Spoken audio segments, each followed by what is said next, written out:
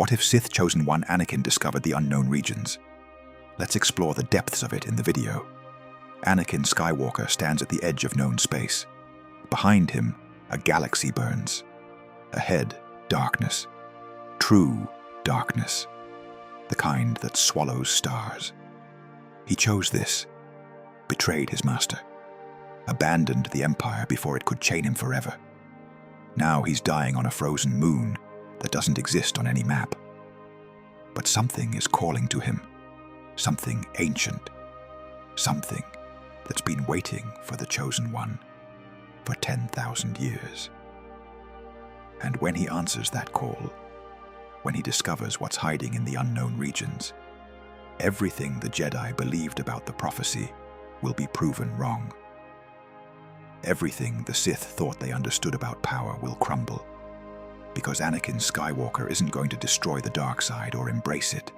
He's going to master it, build an empire with it, and then he's coming back for Palpatine. But how did the Chosen One end up here, bleeding out in the snow, reaching for a power that could either save him or consume him entirely? It started with a vision, a terrible vision that showed Anakin the truth about his new master. The Jedi Temple burns. Smoke rises in great columns from the ancient spires that have stood for 1,000 generations. The flames cast dancing shadows across the Coruscant skyline, and across the city, millions of beings watch in horror as the guardians of peace and justice are systematically exterminated. Most don't understand what they're seeing.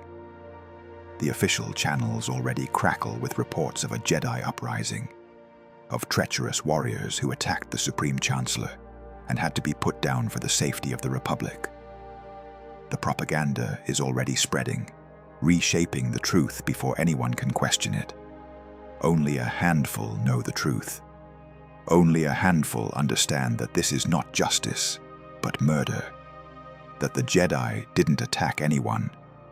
That the real traitor sits in the Chancellor's office, orchestrating the destruction of an order that has protected the galaxy for 1,000 generations. And one of those who knows walks through the temple's halls with a lightsaber still dripping with blood that hasn't yet cooled. Anakin Skywalker, now Darth Vader, moves like a man in a fever dream. Part of him watches from somewhere outside his body as his blade rises and falls, cutting down Jedi who only hours ago were his comrades. Master Tin Dralig confronts him in the training hall, the Battlemaster's green blade weaving a defense that has defeated countless enemies. It doesn't matter. Vader's fury is beyond anything Dralig has ever faced, and the older Jedi falls with a look of profound sorrow on his face. Not sorrow for himself, sorrow for what his order has lost. The younglings are the hardest. They hide in the council chamber, clustering around Sor's Bandim, as if his older years might somehow protect them. When Vader enters, they look up with hope in their eyes. Master Skywalker, they say, there are too many of them. What should we do? He ignites his lightsaber, and for just a moment, he hesitates. The faces looking up at him are so young, so innocent. They haven't been corrupted by the Council's hypocrisy or the Order's rigid dogma. They are children, nothing more. Children who trusted the Jedi to protect them, just as he once trusted the Jedi to free his mother. The Jedi failed Shmi Skywalker. They could have saved her at any time, but chose not to. Their precious code prevented them from doing what was right, what was necessary. And these children will grow into the same kind of Jedi. They will stand by while others suffer. They will speak of balance while the galaxy burns. They will fail the people who need them most, just as they failed him. The lightsaber rises. When it falls, Anakin Skywalker dies a little more with each stroke. By the time the clone troopers finish securing the temple, Vader stands alone in the chamber of 1,000 fountains. The water still runs, babbling peacefully over rocks that are now stained with blood. He stares at his reflection in one of the pools and doesn't recognize the face staring back. The eyes are yellow. The face is gaunt, aged years in hours. This is what the dark side has made him. This is what saving Padme requires. He tells himself it's worth it. He tells himself this over and over as he walks through the burning temple, stepping over bodies he trained with, argued with, laughed with. It's worth it. She will live. Their children will live. That's all that matters. Palpatine's holographic form flickers to life from his comlink. Lord Vader, you have done well. The Jedi's treachery has been dealt with. Now, you must finish what we have started. Travel to the Mustafar system and eliminate the Separatist leadership. Once that is done, the war will truly be over. And you and I can begin building a new galaxy. One where order reigns supreme. One where your wife and child will be safe forever. Yes, my master. The words taste like ash in his mouth, but he says them anyway, because he has no other choice. He has committed himself to this path, and there is no turning back now. The flight to Mustafar takes hours, and Vader spends every minute of it in meditation. But the peace he once found in the Force has been replaced by something turbulent and hungry. The dark side surrounds him now, feeding on his anger and his fear, whispering promises of power beyond imagining. It tells him he made the right choice. It tells him the Jedi deserved their fate. It tells him that Padme will understand eventually when she sees the galaxy he will build for her. He wants to believe it. Gods of the Force, he wants to believe it so badly. The Mustafar facility rises from a sea of lava, like a metal island in a lake of fire. Vader's ship descends through clouds of sulfurous ash, landing on the main platform as volcanic plumes erupt in the distance. The Separatist Council is waiting inside, gathered in the command center and surrounded by battle droids that won't save them from what's coming. Newt Gunray is the first to speak when Vader enters. His Nemoidian features twist with characteristic anxiety as he wrings his hands together. Lord Vader, we were told you would be protecting us. The war is nearly won. Surely there is no longer any need for violence. Vader says nothing. He simply ignites his lightsaber, and the crimson glow reflects in Gunray's terrified eyes. Wait, please. The Viceroy backs away, stumbling over his own robes. I can be useful to you. I have information, accounts, passwords, the locations of hidden Separatist assets worth trillions of credits. Surely that's more valuable than my death. Nothing is more valuable than your death, Vader replies, and strikes. Gunray's body hasn't finished falling before Vader is moving on to the next target. San Hill tries to run and makes it 3 steps. Shumai raises her hands in surrender and receives no mercy. Wat Tambor attempts to fight back with a concealed blaster and manages a single shot before his arm, and then his head are separated from his body. Poggle the Lesser doesn't even try to escape. The Geonosian Archduke simply stands there, clicking softly in his native language, and Vader realizes with distant surprise that the creature is praying. He kills him anyway. By the time he's finished, the command center is a charnel house. Bodies lie scattered across the floor, and blood pools beneath the flickering holographic displays that still show the state of the galaxy. The Separatist Alliance is dead. The war is over. The Republic has won. No, not the Republic, the Empire, Palpatine's Empire. Vader stands in the center of the carnage, breathing hard. His lightsaber hums in his hand, the blade still extended. He should feel triumphant. He should feel satisfied. Instead, he feels hollow, as if something vital has been scooped out of his chest, leaving nothing but cold darkness behind. And then, the vision strikes. It comes without warning. A tidal wave of images and sensations that crashes through his mental defenses like they were made of paper. One moment he's standing in the Mustafar facility, and the next he's somewhere else entirely. Somewhere that doesn't exist yet. Somewhere that might never exist if he can find a way to change it. He sees Padmé's funeral. Her body lies in state in the Theed royal palace, dressed in white, her hands folded over a belly that is somehow still swollen with child. But that's impossible. The child should have been born. The children, he realizes with a shock that nearly breaks the vision apart. There were two of them.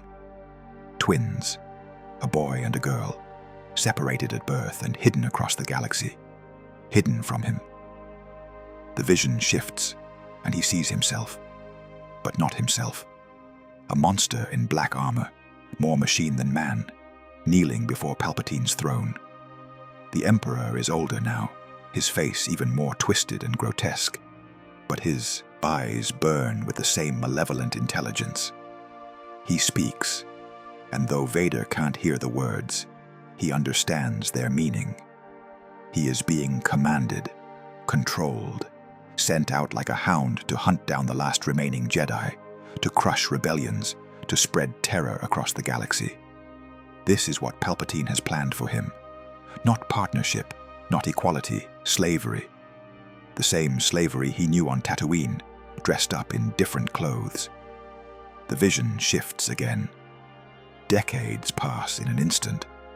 Vader sees himself hunting Jedi across the Outer Rim, killing men and women who were once his friends. He sees himself standing on the bridge of a massive star destroyer, watching as a green beam lances out from a moon-sized battle station and annihilates a planet. Billions of voices cry out in terror and are suddenly silenced, and Vader does nothing, says nothing, feels nothing but the dull throb of old wounds that will never heal. He sees his son, a young man with his mother's eyes and his father's chin, standing in a throne room with a lightsaber in his hand. The boy is fighting for his life against the Emperor's lightning, and Vader watches, just watches. Until finally, at the last possible moment, he turns against his master. But it's too late. The damage is done. The lightning has killed him, and he dies in his son's arms, finally free of the darkness only in his last breath. Is that supposed to be a happy ending? The vision releases him, and Vader falls to his knees on the blood-slicked floor of the Mustafar facility. His chest heaves. His mind reels. He understands now. He understands everything. Palpatine manipulated him. Every step of the way, from the moment they first met on Naboo, the Sith Lord has been guiding him toward this moment. The visions of Padmé's death weren't prophecy. They were implanted fears, carefully cultivated to drive Anakin to desperation. The Council's distrust wasn't organic. It was stoked by whispered words and subtle suggestions, all designed to isolate him from the only people who might have saved him. Even the war itself, that galaxy-spanning conflict that killed millions, was nothing but a mechanism for Palpatine's rise to power. And Padmé is still going to die. The vision showed him that much. No matter what he does, no matter how many Jedi he kills, or how faithfully he serves his new master, she is going to die. The twins will be born, and she will die, and Palpatine will tell him some comfortable lie about how it was the Jedi's fault, and he will believe it because believing the alternative is too painful to bear. Unless he changes something, unless he breaks the pattern that Palpatine has so carefully constructed. Vader rises to his feet. His legs are shaky, and his head pounds with the after effects of the vision. But his mind is clearer than it's been in months. Years, maybe.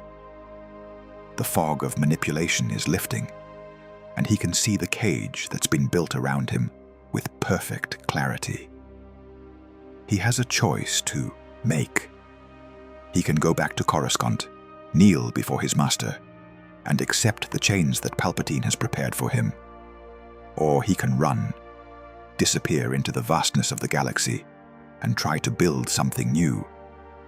But where can he go? The Empire's reach will soon extend everywhere. The Jedi are destroyed. The Separatists are finished. There is no power in the known galaxy that can stand against what Palpatine has created. The known galaxy. The thought appears unbidden, but once it's there, he can't shake it. The unknown regions. That vast, unexplored expanse beyond the outer rim, where hyperspace lanes don't exist, and star charts are nothing but guesswork. Even Palpatine's vision doesn't extend there. Even the Emperor's spies and agents would be helpless in that chaotic wilderness. If he can get there. If he can survive long enough. A sound breaks through his thoughts. A ship is descending through the ash clouds. He reaches out with the Force and feels a presence he knows better than his own heartbeat. Padme. She's here. And behind her, hidden carefully in the Force, another presence waits. One that carries the distinct signature of the Jedi. Of a specific Jedi. One who Vader knows is coming here to either save him or kill him. Obi-Wan Kenobi. The landing platform trembles as Padme's ship touches down. Vader watches the ramp lower, watches his wife descend with her handmaidens hovering anxiously behind her. She's so beautiful even now, so full of life and hope. Looking at her hurts in ways that his new power can't numb. Anakin. She runs to him, and he catches her in his arms. And for just a moment, everything is right with the galaxy. I was so worried. When I heard about the temple, I thought, I didn't know what to think. It's over, he says, and part of him means it. The Jedi are gone. The war is finished. Everything is going to be different now. Padme pulls back to look at his face, and what she sees there makes her frown. Anakin, what's wrong? Your eyes there, yellow. He knows. He's seen them in reflections and puddles and the blank screens of deactivated terminals. The mark of the dark side, as visible as a brand. I've made terrible mistakes, Padme. Terrible choices. But I did it for you. To save you. To save me. She steps back, confusion shifting to alarm on her face. Anakin, what are you talking about? What have you done? The words spill out of him in a rush. The visions, Palpatine's offer, the choice he made, and the blood he's spilled. He tells her everything, and with each sentence, he watches her expression transform from confusion to horror, to something that looks terrifyingly like grief. Anakin. Padme's voice is barely a whisper. The younglings.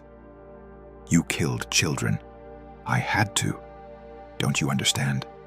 The Jedi would have destroyed us. They would have taken our baby and turned it against us. I couldn't let that happen. But children, Anakin, innocent children, there is no innocence. Not in the Jedi. They would have grown into the same kind of cold, heartless masters who watched my mother die, who refused to help us when we needed them most. I did what was necessary. Padme shakes her head slowly, and tears begin to track down her cheeks. This isn't you. This can't be you. The man I married would never.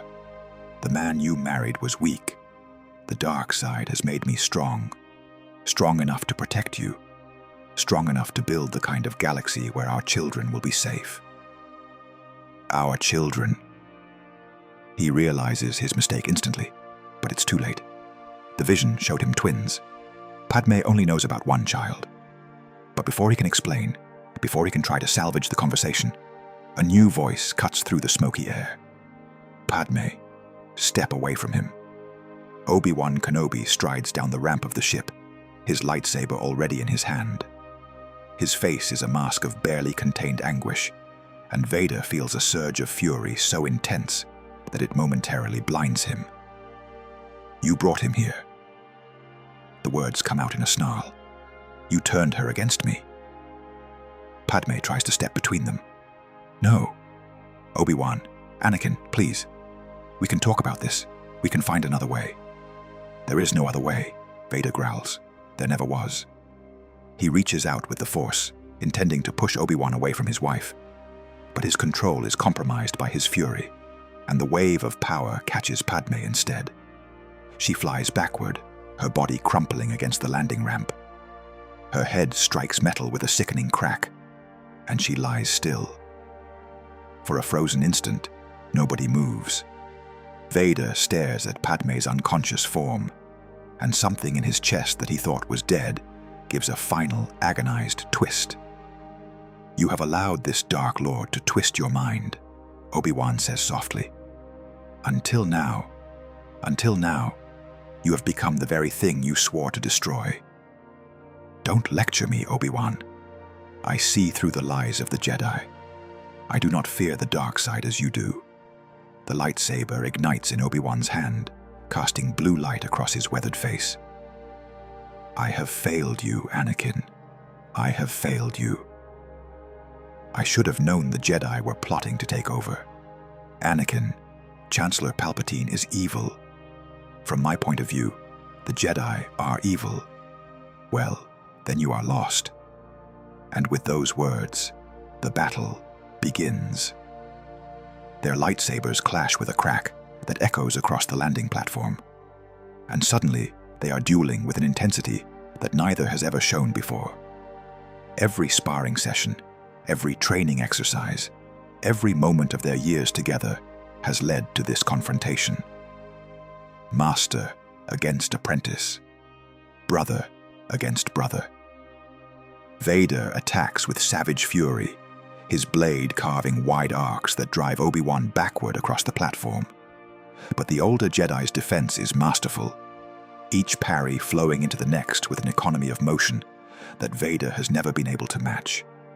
Where Vader is power, Obi-Wan is precision. Where Vader is rage, Obi-Wan is focus.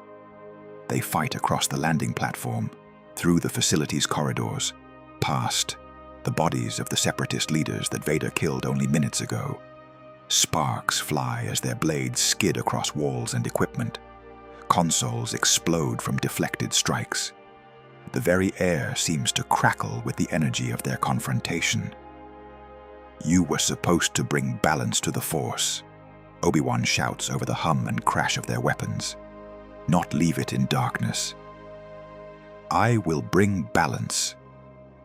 Vader parries a thrust and counters with a devastating overhand strike. By destroying everything the Jedi have built, by tearing down the rotting temple of their hypocrisy and building something new. They burst out onto a balcony overlooking the lava flows, and the heat hits them like a physical force. Below, rivers of molten rock churn and bubble, sending up plumes of superheated gas. The facility shakes as a nearby volcanic vent erupts, spraying fire across the darkening sky. "Palpatine will never give you what he promised," Obi-Wan says, his voice straining with exertion and grief. "He's using you, Anakin, just like he used the Separatists, just like he used the Jedi. You're a tool to him, nothing more."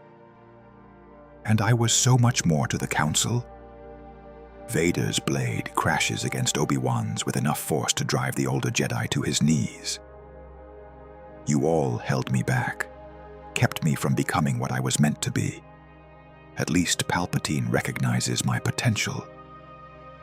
"He recognizes that you're dangerous," Obi-Wan gasps, forcing himself back to his feet. He wants to control that danger, to point it at his enemies. But what happens when he doesn't need you anymore? The question strikes closer to home than Vader wants to admit. The vision showed him exactly what happens when Palpatine doesn't need him anymore. A lifetime of servitude, followed by a death that only comes when he finally manages to break free. But he can't show that doubt. Not to Obi-Wan, not to anyone. "That will never happen," he says, and attacks again. They fight onto one of the collection arms that extends out over the lava river. The metal groans beneath their feet, weakened by the heat and the constant volcanic tremors. Below them, the lava churns and bubbles, hungry for fuel. Obi-Wan catches one of Vader's strikes and redirects it, spinning inside his guard and driving an elbow into his ribs. Vader staggers, and the older Jedi presses his advantage, his blade weaving a pattern of blue light that forces Vader back step by step. "You were my brother, Anakin." Obi-Wan's voice breaks on the words. "I loved you." And Vader feels it. Through all the rage and the darkness and the certainty that he's chosen the right path, he feels the truth in Obi-Wan's words. This man raised him, trained him, stood beside him through a war that should have destroyed them both. Whatever the Council's flaws, Obi-Wan was never part of them. He was always trying to help, always trying to protect. But it's too late for that now. Too much blood has been spilled. Too many lines have been crossed, hasn't it? The vision floods back into his mind. Palpatine's throne room. Decades of slavery. A son he never knew, fighting for his life while Vader watched. Is that really the future he wants? Is that really the only path available? He thinks of Padme, unconscious on the landing platform. He thinks of the children she carries, the twins he saw in the vision, his children, growing up without a father, or worse, with a father who hunts them across the galaxy for his master's pleasure. Something shifts in his chest, not redemption, not forgiveness, but a spark of something that might, in time, become choice. Obi-Wan senses the change in him and hesitates, his blade lowering slightly. "Anakin?" But Vader doesn't answer with words. Instead, he reaches out with the Force and grabs the support struts of the collection arm. Metal screams as he tears them apart, and the entire structure begins to collapse into the lava below. Obi-Wan leaps clear, using the Force to propel himself to the far bank of the lava river. Vader goes the other direction, riding the falling debris until he can jump to a rocky outcropping on the opposite shore. They stand on opposite sides of an impassable barrier, staring at each other across a gulf of fire and smoke. "This doesn't have to end this way," Obi-Wan calls out. "It's not too late to come back."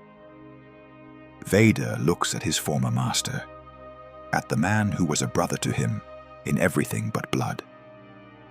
And he shakes his head slowly. "I'm not coming back. Not to you. Not to the Jedi. Not to Palpatine." He takes a deep breath, and the words that follow feel like they're being torn from somewhere deep inside him. "I'm done being used. By any of you." Confusion flickers across Obi-Wan's face. "Then what are you going to do? Disappear? Find somewhere even Palpatine can't reach? And maybe, if I live long enough, figure out what I actually want to be?" Anakin. That name, Vader says quietly, is as dead as the Jedi. But whatever comes next, it won't be what the Emperor planned. He turns and walks away, leaving Obi-Wan standing on the far shore. Behind him, he can feel his former master's confusion and grief, the desperate hope that maybe this isn't the end. Maybe there's still a chance for salvation.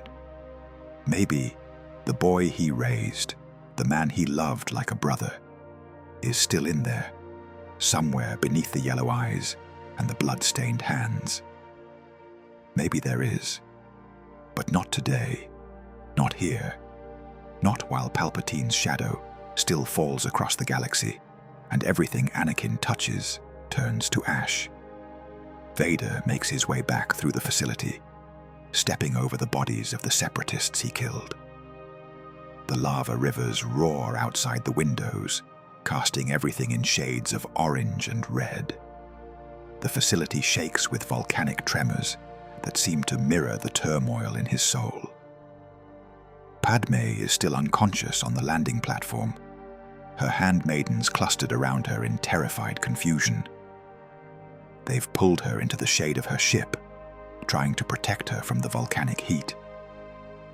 When they see him approaching, they scramble backward, clearly expecting the worst. He doesn't blame them. After what he's done, he would expect the worst too. "Take her," he says. "Get her to a medical facility. The babies, they need to be delivered safely." One of the handmaidens, braver than the rest, looks up at him with tear-streaked defiance. "What about you?" "I can't come with you. There are people looking for me. If I stay with her, I'll only put her in more danger." He pauses, and when he speaks again, his voice is rougher than before. Tell her I'm sorry. Tell her I tried to find another way. Tell her that I love her, and I always will, no matter what I become." He doesn't wait for a response. If he stays any longer, he'll break down completely. In the hangar bay, he finds a separatist courier ship that still has power. A sleek vessel designed for speed rather than combat. It will have to do. As he lifts off, he sees Palpatine's shuttle descending through the ash clouds. The Emperor is coming personally to collect his new apprentice, to put the final chains in place. But the apprentice isn't here anymore. The chains will find nothing to hold. Vader pushes the throttle forward, and the courier ship screams toward the upper atmosphere. He can feel Palpatine's shock and fury through the Force, a wave of dark side energy that crashes against his mental shields. The Emperor is trying to find him, to track him, to compel him to return. He almost succeeds. The compulsion claws at Vader's mind, whispering about power and purpose and the futility of resistance. Palpatine is stronger than him.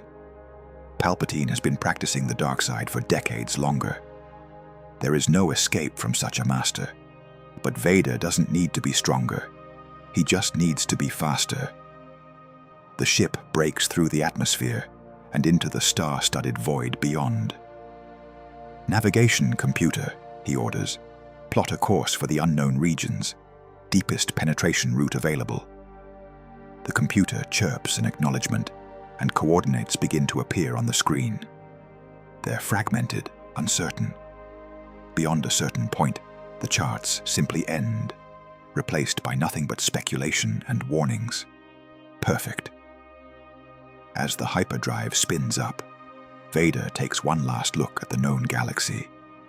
Somewhere behind him, Padme is being rushed to a medical center. Somewhere behind him, his children are about to be born. Somewhere behind him, Obi-Wan is standing on the shores of a lava river, wondering what just happened. He leaves them all behind.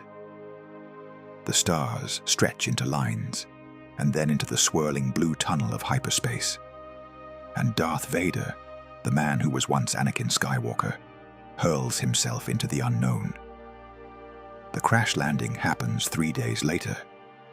The courier ship was never designed for extended hyperspace travel, and the route the navigation computer plotted was more optimistic than accurate.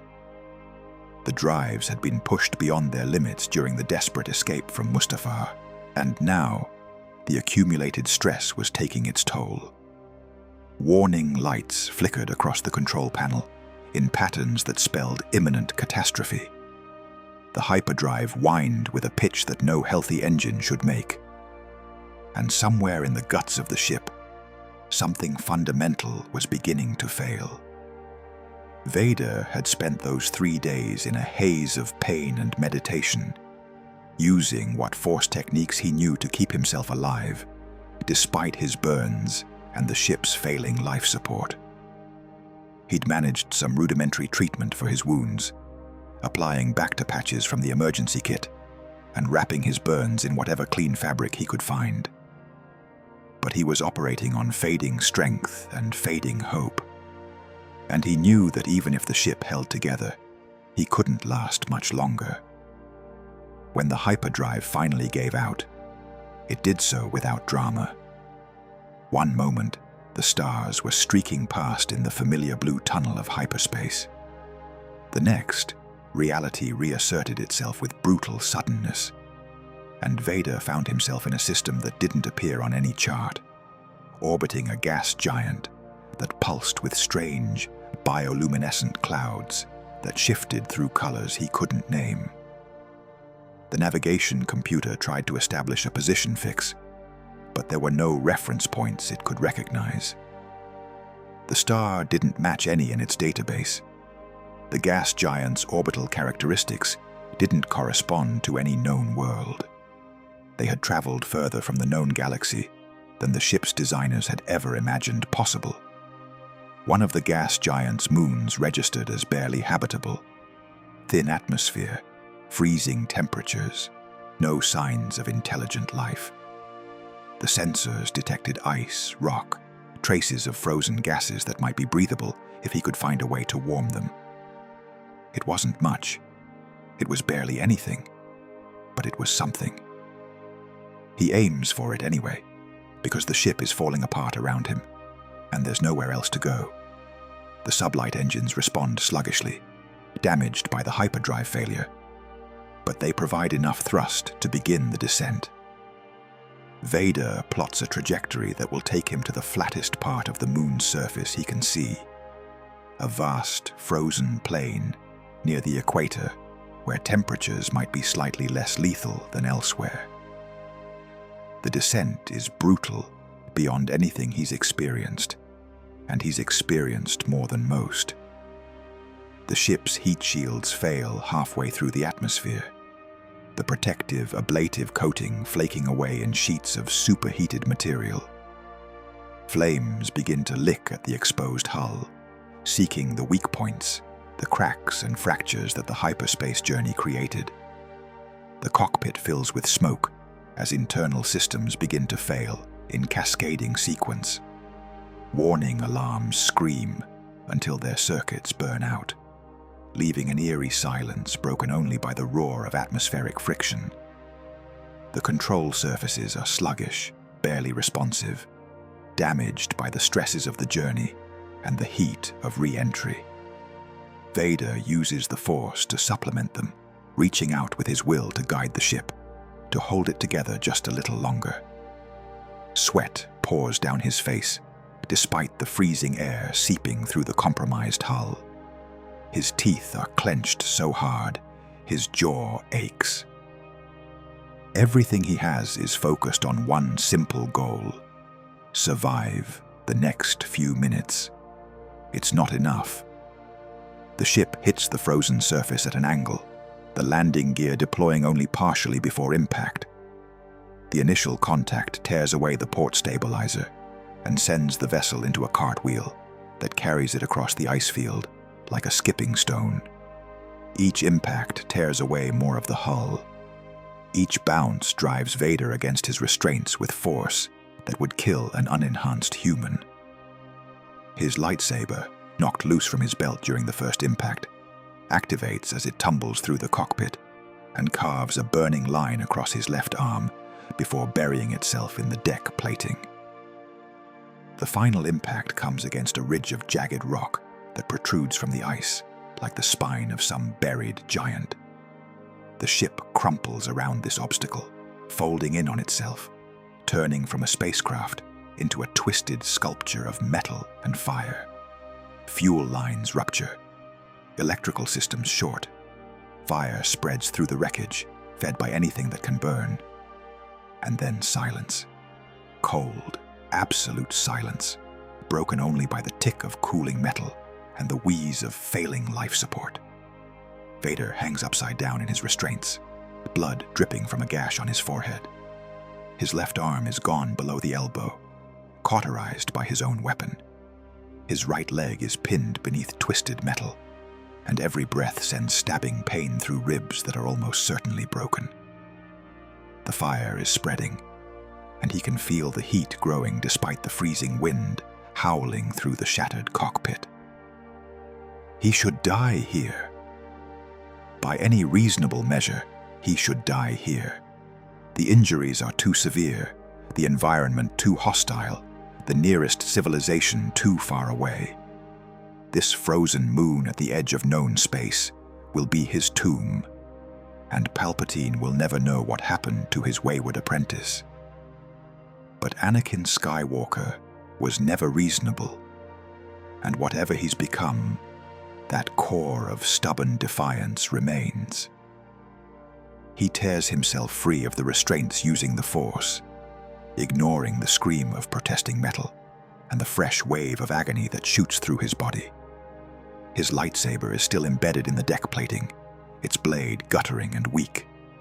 He grabs it, deactivates it, clips it to his belt by feel alone. Then he begins to crawl. The cockpit is a maze of wreckage, and every inch of progress costs him pain that would have incapacitated a lesser being. But the dark side is with him, feeding on his agony and transmuting it into strength. By the time he reaches the shattered viewport and pulls himself out onto the frozen ground, he's running on nothing but fury and will. The moon's surface is a wasteland of ice and rock, lit by the pale glow of the gas giant overhead. The Kaisuamt's temperature is well below freezing, and the thin atmosphere carries a wind that cuts through his robes like a knife. In the distance, jagged mountains rise against a sky filled with unfamiliar stars.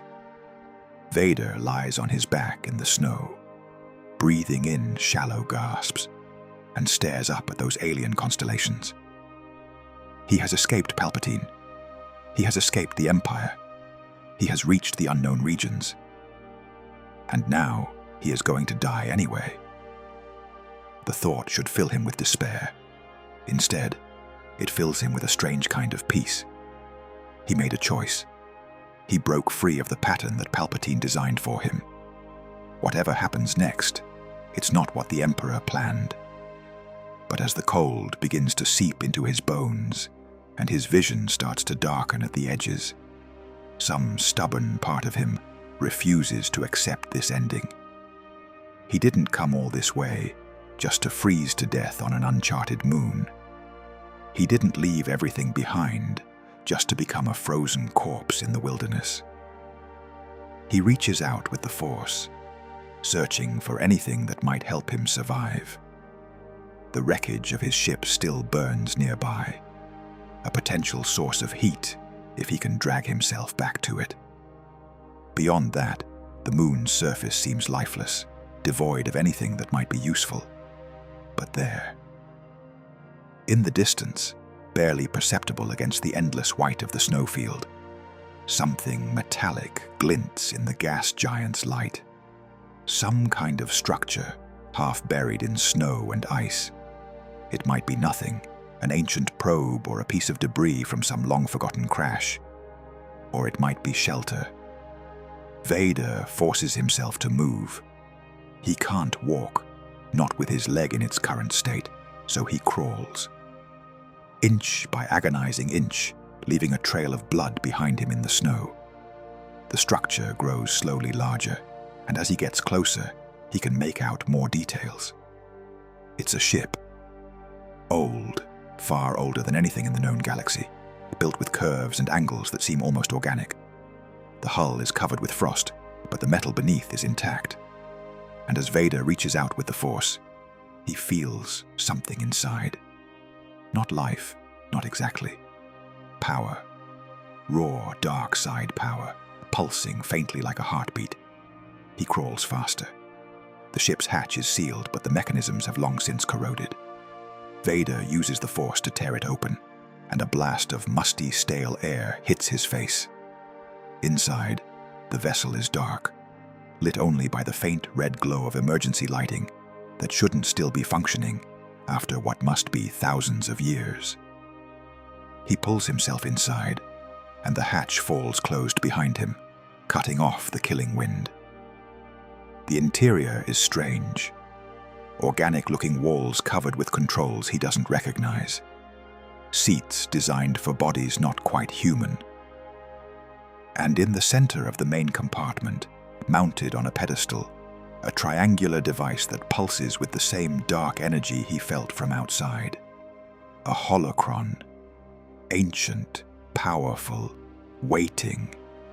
Vader drags himself toward it, leaving a trail of blood across the deck. His vision is narrowing now, darkness encroaching from all sides.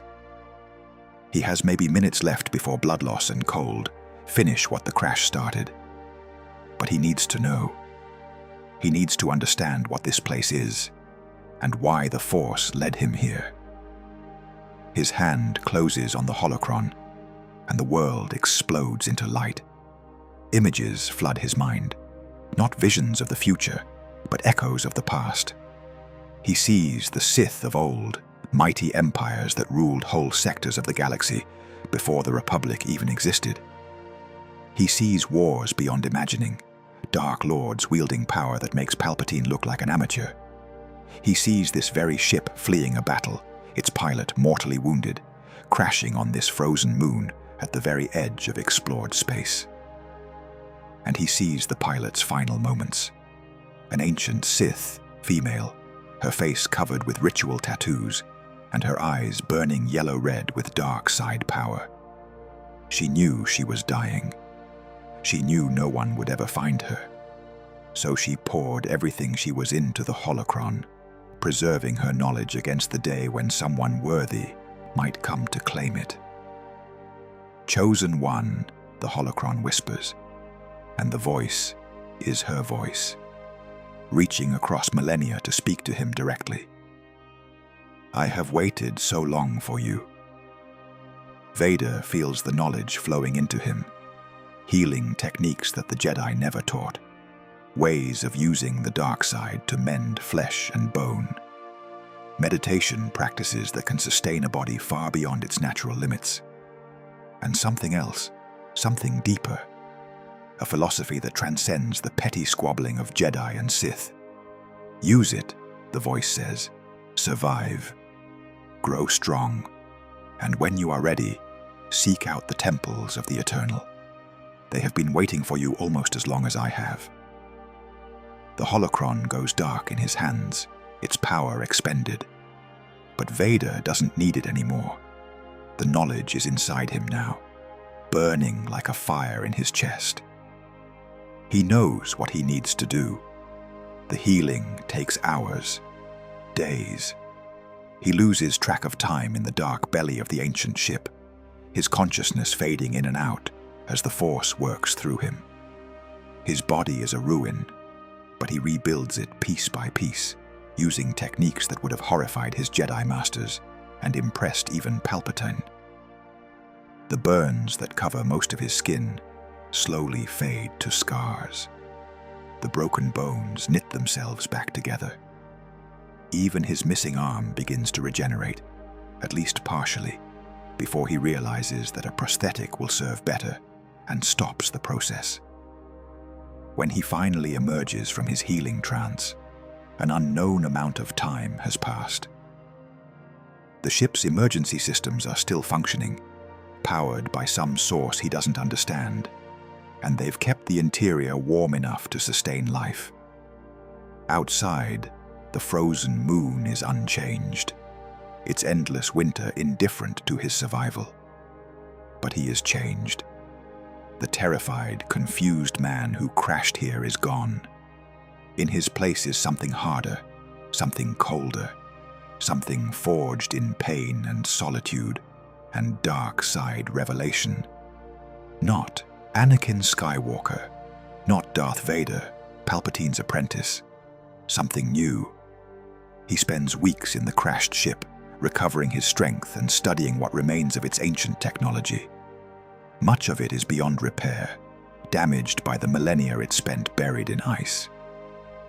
But some components are still functional, and Vader's mechanical genius, honed since childhood in the slave quarters of Tatooine, allows him to improvise with what he finds.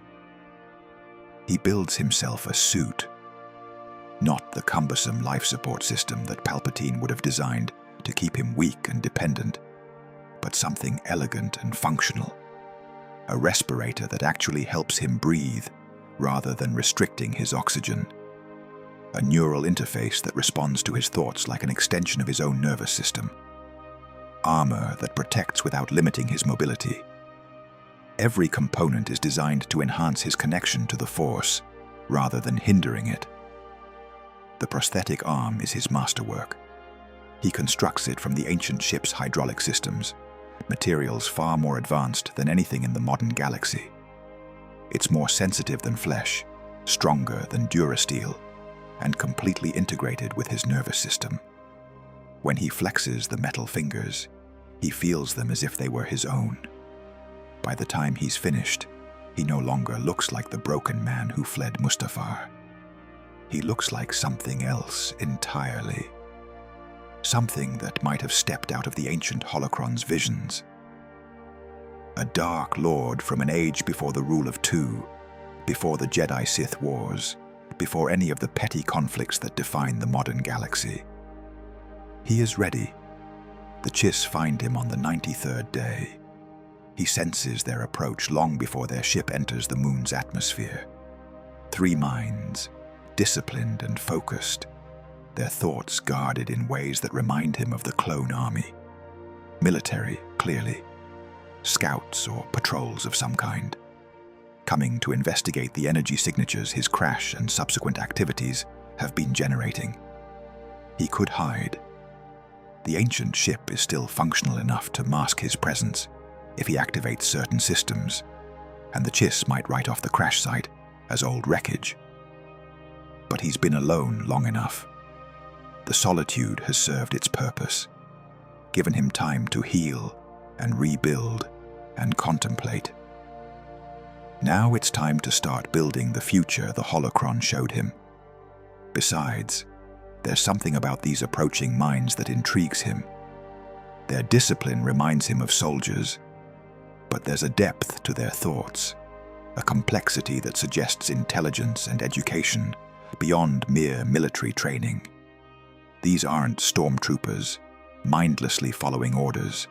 These are beings who think for themselves. He walks out onto the frozen surface and waits. The Chiss ship is sleek and functional, with clean lines that speak to a design philosophy valuing efficiency over aesthetics. The weapon systems that hum along its hull are sophisticated, capable of dealing with threats that the Imperial Navy has never imagined. It lands 100 meters from his position with the kind of precise control that indicates pilots at the top of their game. As Vader watches through his new mask's enhanced optics, the ramp lowers and armored figures emerge. They move with military precision, fanning out to cover angles and approach vectors, their weapons ready but not raised. It's a defensive formation, prepared for trouble but not expecting it. Smart, professional. He counts 10 soldiers, plus the officer who hangs back near the ship. All of them are humanoid, with the blue skin and red eyes that mark them as Chiss.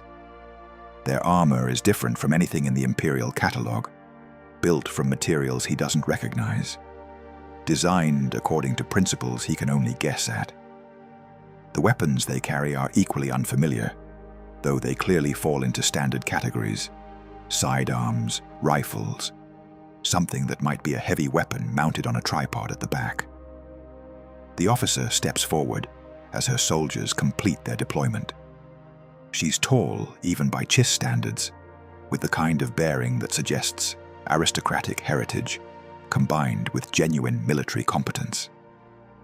The insignia on her armor marks her as someone of rank, though he doesn't know the Chiss system well enough to say exactly what rank that might be.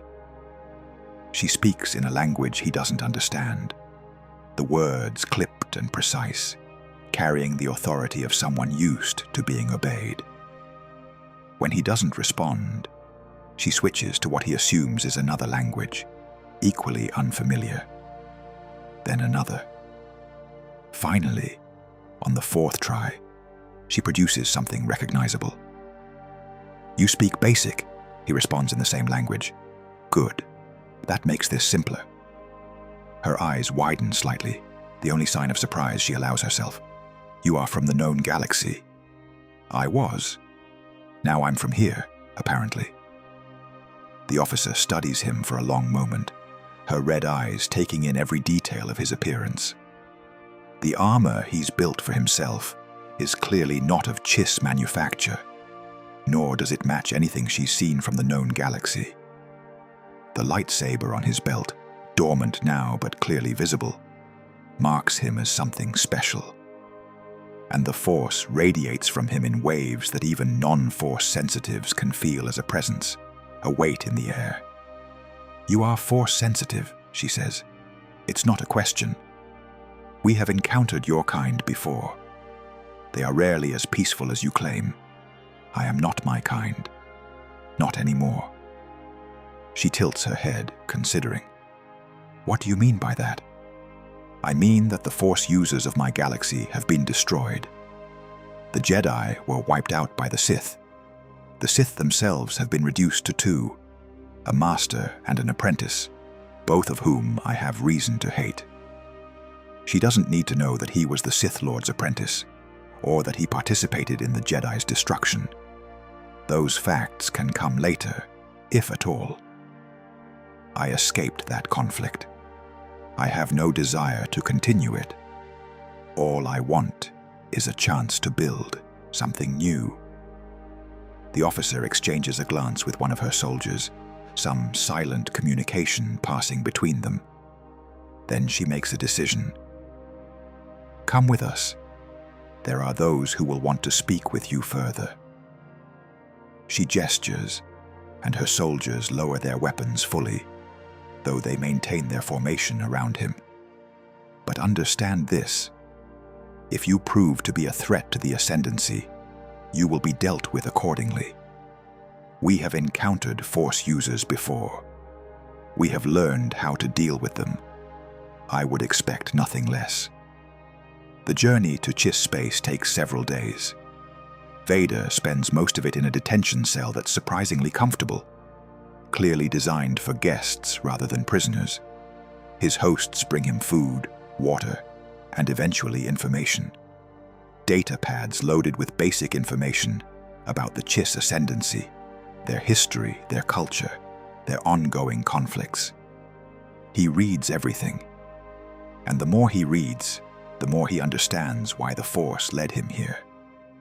The Chiss are not like the Republic or the Separatists. They're not interested in galactic domination or ideological crusades. They're survivors, a civilization that has learned through bitter experience that the unknown regions are full of dangers that make the Clone Wars look like a skirmish. The Grisk, the Vagari, the various other predatory species that lurk in the darkness between stars. The Chiss fight because they must, not because they want to. And they're losing. Slowly, gradually, the threats are growing while Chiss resources are dwindling. They need help, whether they want to admit it or not. Vader can be that help. The holocron showed him the temples of the Eternal, ancient Sith fortresses hidden throughout the unknown regions. If he can reach them, if he can claim their power, he can become something more than a fugitive. He can become a force for order in this chaotic corner of the galaxy. But first, he needs the Chiss on his side. The interrogation sessions begin when they reach the Ascendancy's capital. Vader is brought before a council of military officers and civilian administrators, all of them staring at him with a mixture of curiosity and suspicion. They ask him about his origins, his abilities, his intentions. He answers honestly, or at least honestly enough. He tells them about the war in the known galaxy, about the Jedi and the Sith, about the Empire that's rising from the ashes of the Republic. He tells them about his own role in that war, though he leaves out the more incriminating details. And he makes them an offer. I can fight your enemies. I have skills that your soldiers cannot match. I can go places your ships cannot reach. In exchange, I ask only for resources and information. Help me find certain locations in the unknown regions, and I will deal with the threats that plague your borders. The Council debates for hours, days, weeks, but in the end, they agree. They have little to lose by unleashing this strange warrior against enemies they're already struggling to contain. And his knowledge of the known galaxy, of its politics and its military capabilities, is valuable intelligence that the Ascendancy has never had access to before. An officer is assigned to liaise with him. Her name is Aralani, and she's one of the most capable military minds he's ever encountered. She reminds him of the best clone commanders from the war, tactical geniuses who could see 3 moves ahead on a battlefield. But where the clones were bred for obedience, Aralani questions everything. She becomes his first true ally in this new life. The campaign begins. But before Vader can strike at the enemies of the Ascendancy, he must first understand them. Aralani arranges extensive briefings, bringing in intelligence officers who have spent decades studying the threats that lurk in the unknown regions. The picture they paint is disturbing. The Grisk hegemony is not a conventional military power. They don't conquer through force of arms, at least not initially. They are manipulators, puppet masters who work through proxies and pawns. Their agents infiltrate societies, identify leverage points, and slowly, methodically, turn entire civilizations into extensions of Grisk will. By the time a species realizes they've been compromised, it's usually too late. They're already fighting wars on behalf of masters they never knew they had. The Vagari are simpler in their way. They're slavers, raiders, pirates, who prey on the weak with casual brutality. Their fleets sweep through systems, taking what they want and destroying what they don't need. They have no ideology beyond acquisition, no goal beyond the accumulation of wealth and power. But their numbers are vast, and their cruelty is legendary. Worlds that resist them are made into examples. Populations that fight back are exterminated. And then there are the others. The Kilji, religious fanatics who seek to convert the galaxy to their faith through violence. The Patatus, insectoid warriors, who wage endless war for reasons even they don't fully understand. The remnants of ancient civilizations, some technological, some mystical, all dangerous in their own ways. The Chiss have held the line against these threats for centuries, but the line is fraying. Their population is limited, their resources stretched thin. Every year, they lose a little more ground. Every decade, the darkness creeps a little closer to their core worlds. Vader listens to all of this, asking questions, studying maps, building a picture of the strategic situation. And when the briefings are done, he makes a proposal that shocks even Aralani. "Give me a ship," he says. "One ship, with a minimal crew. I will deal with the Grisk myself. One ship against the hegemony." She doesn't bother hiding her skepticism. "You are powerful, Lord Vader, but even you cannot fight an entire civilization alone. I don't intend to fight them, not directly. The Grisk work through manipulation and control. I intend to show them what manipulation truly means. The ship they give him is called the Shadow's Edge, a Chiss reconnaissance vessel designed for stealth and speed. Its crew is hand-picked, 4 Chiss officers who have proven themselves loyal to Aralani, plus a small contingent of the freed soldiers who've been following Vader since his campaign against the Vagari. They spend weeks preparing, gathering intelligence, identifying targets. The Grisk operate through a network of client species, races that have been thoroughly subverted and now serve as their eyes, ears, and hands throughout the region. break that network, and the hegemony becomes blind and deaf. The first target is a Grisk outpost on the edge of their territory, a station that serves as a coordination hub for operations in 3 sectors.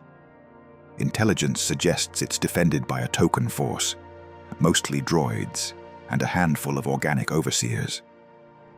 The real defenses are supposed to be secrecy and obscurity. The Shadow's Edge slips through the perimeter undetected, its stealth systems defeating sensors that have never faced anything like Chiss technology. Vader leads the boarding party personally, moving through the station's corridors like a ghost. The first guards die without ever seeing their attacker. The second group manages to raise an alarm before Vader's lightsaber cuts them down. By the time reinforcements arrive, he's already on the command deck. The Grisk commander is a pale, elongated creature with too many joints and eyes that reflect no light. It tries to bargain, then to threaten, then to flee. Vader catches it with the Force, holding it in place as he approaches. "You will tell me everything," he says. "Every operation in this sector, every agent, every asset, or I will pull the information directly from your mind. And the process will not be pleasant." The Grisk's mental defenses are formidable, built up over decades of training in the art of manipulation. They're nothing compared to what Vader has become. He tears through them in minutes, extracting every secret the creature possesses. And when he's done, he leaves it alive, a broken shell of what it was, a message to any Grisk who might find it. The pattern repeats across a dozen systems. Vader strikes the Grisk where they least expect it, targeting their coordination nodes, their intelligence networks, their carefully cultivated assets. Each attack is surgical, precise, designed to cause maximum disruption with minimum exposure. And each attack leaves survivors, witnesses who spread word of what happened. The Grisk begin to panic. For the first time in their history, they're facing an enemy they can't manipulate, can't predict, can't control. Their networks start to fray as agents and assets realize that serving the hegemony has become dangerous. Populations that were once thoroughly subverted begin to question their masters. The web of control that took centuries to build starts to unravel in months. Within 6 months, the Grisk threat has been reduced from an existential danger to a scattered nuisance. Vader strikes the Grisk first, targeting their manipulation networks with surgical precision. The Chiss have been playing political games against these shadow warriors for decades, trying to counter their influence operations and predict their next moves. Vader has no patience for such subtlety. He takes a small ship, barely larger than a starfighter, and infiltrates a Grisk command station near the border of Ascendancy space. The Grisk don't know he's coming. Their telepathic manipulation, so effective against ordinary soldiers, slides off his mental shields like water off Durasteel. By the time they realize they're under attack, he's already on the bridge, his lightsaber carving through confused defenders. The station's commander tries to bargain. He offers intelligence, resources, anything to save his life. Vader listens to everything he has to say, tears the information directly from his mind, and then kills him anyway. Some enemies cannot be negotiated with. Some threats must simply be eliminated. The pattern repeats across a dozen systems. Grisk outposts fall silent.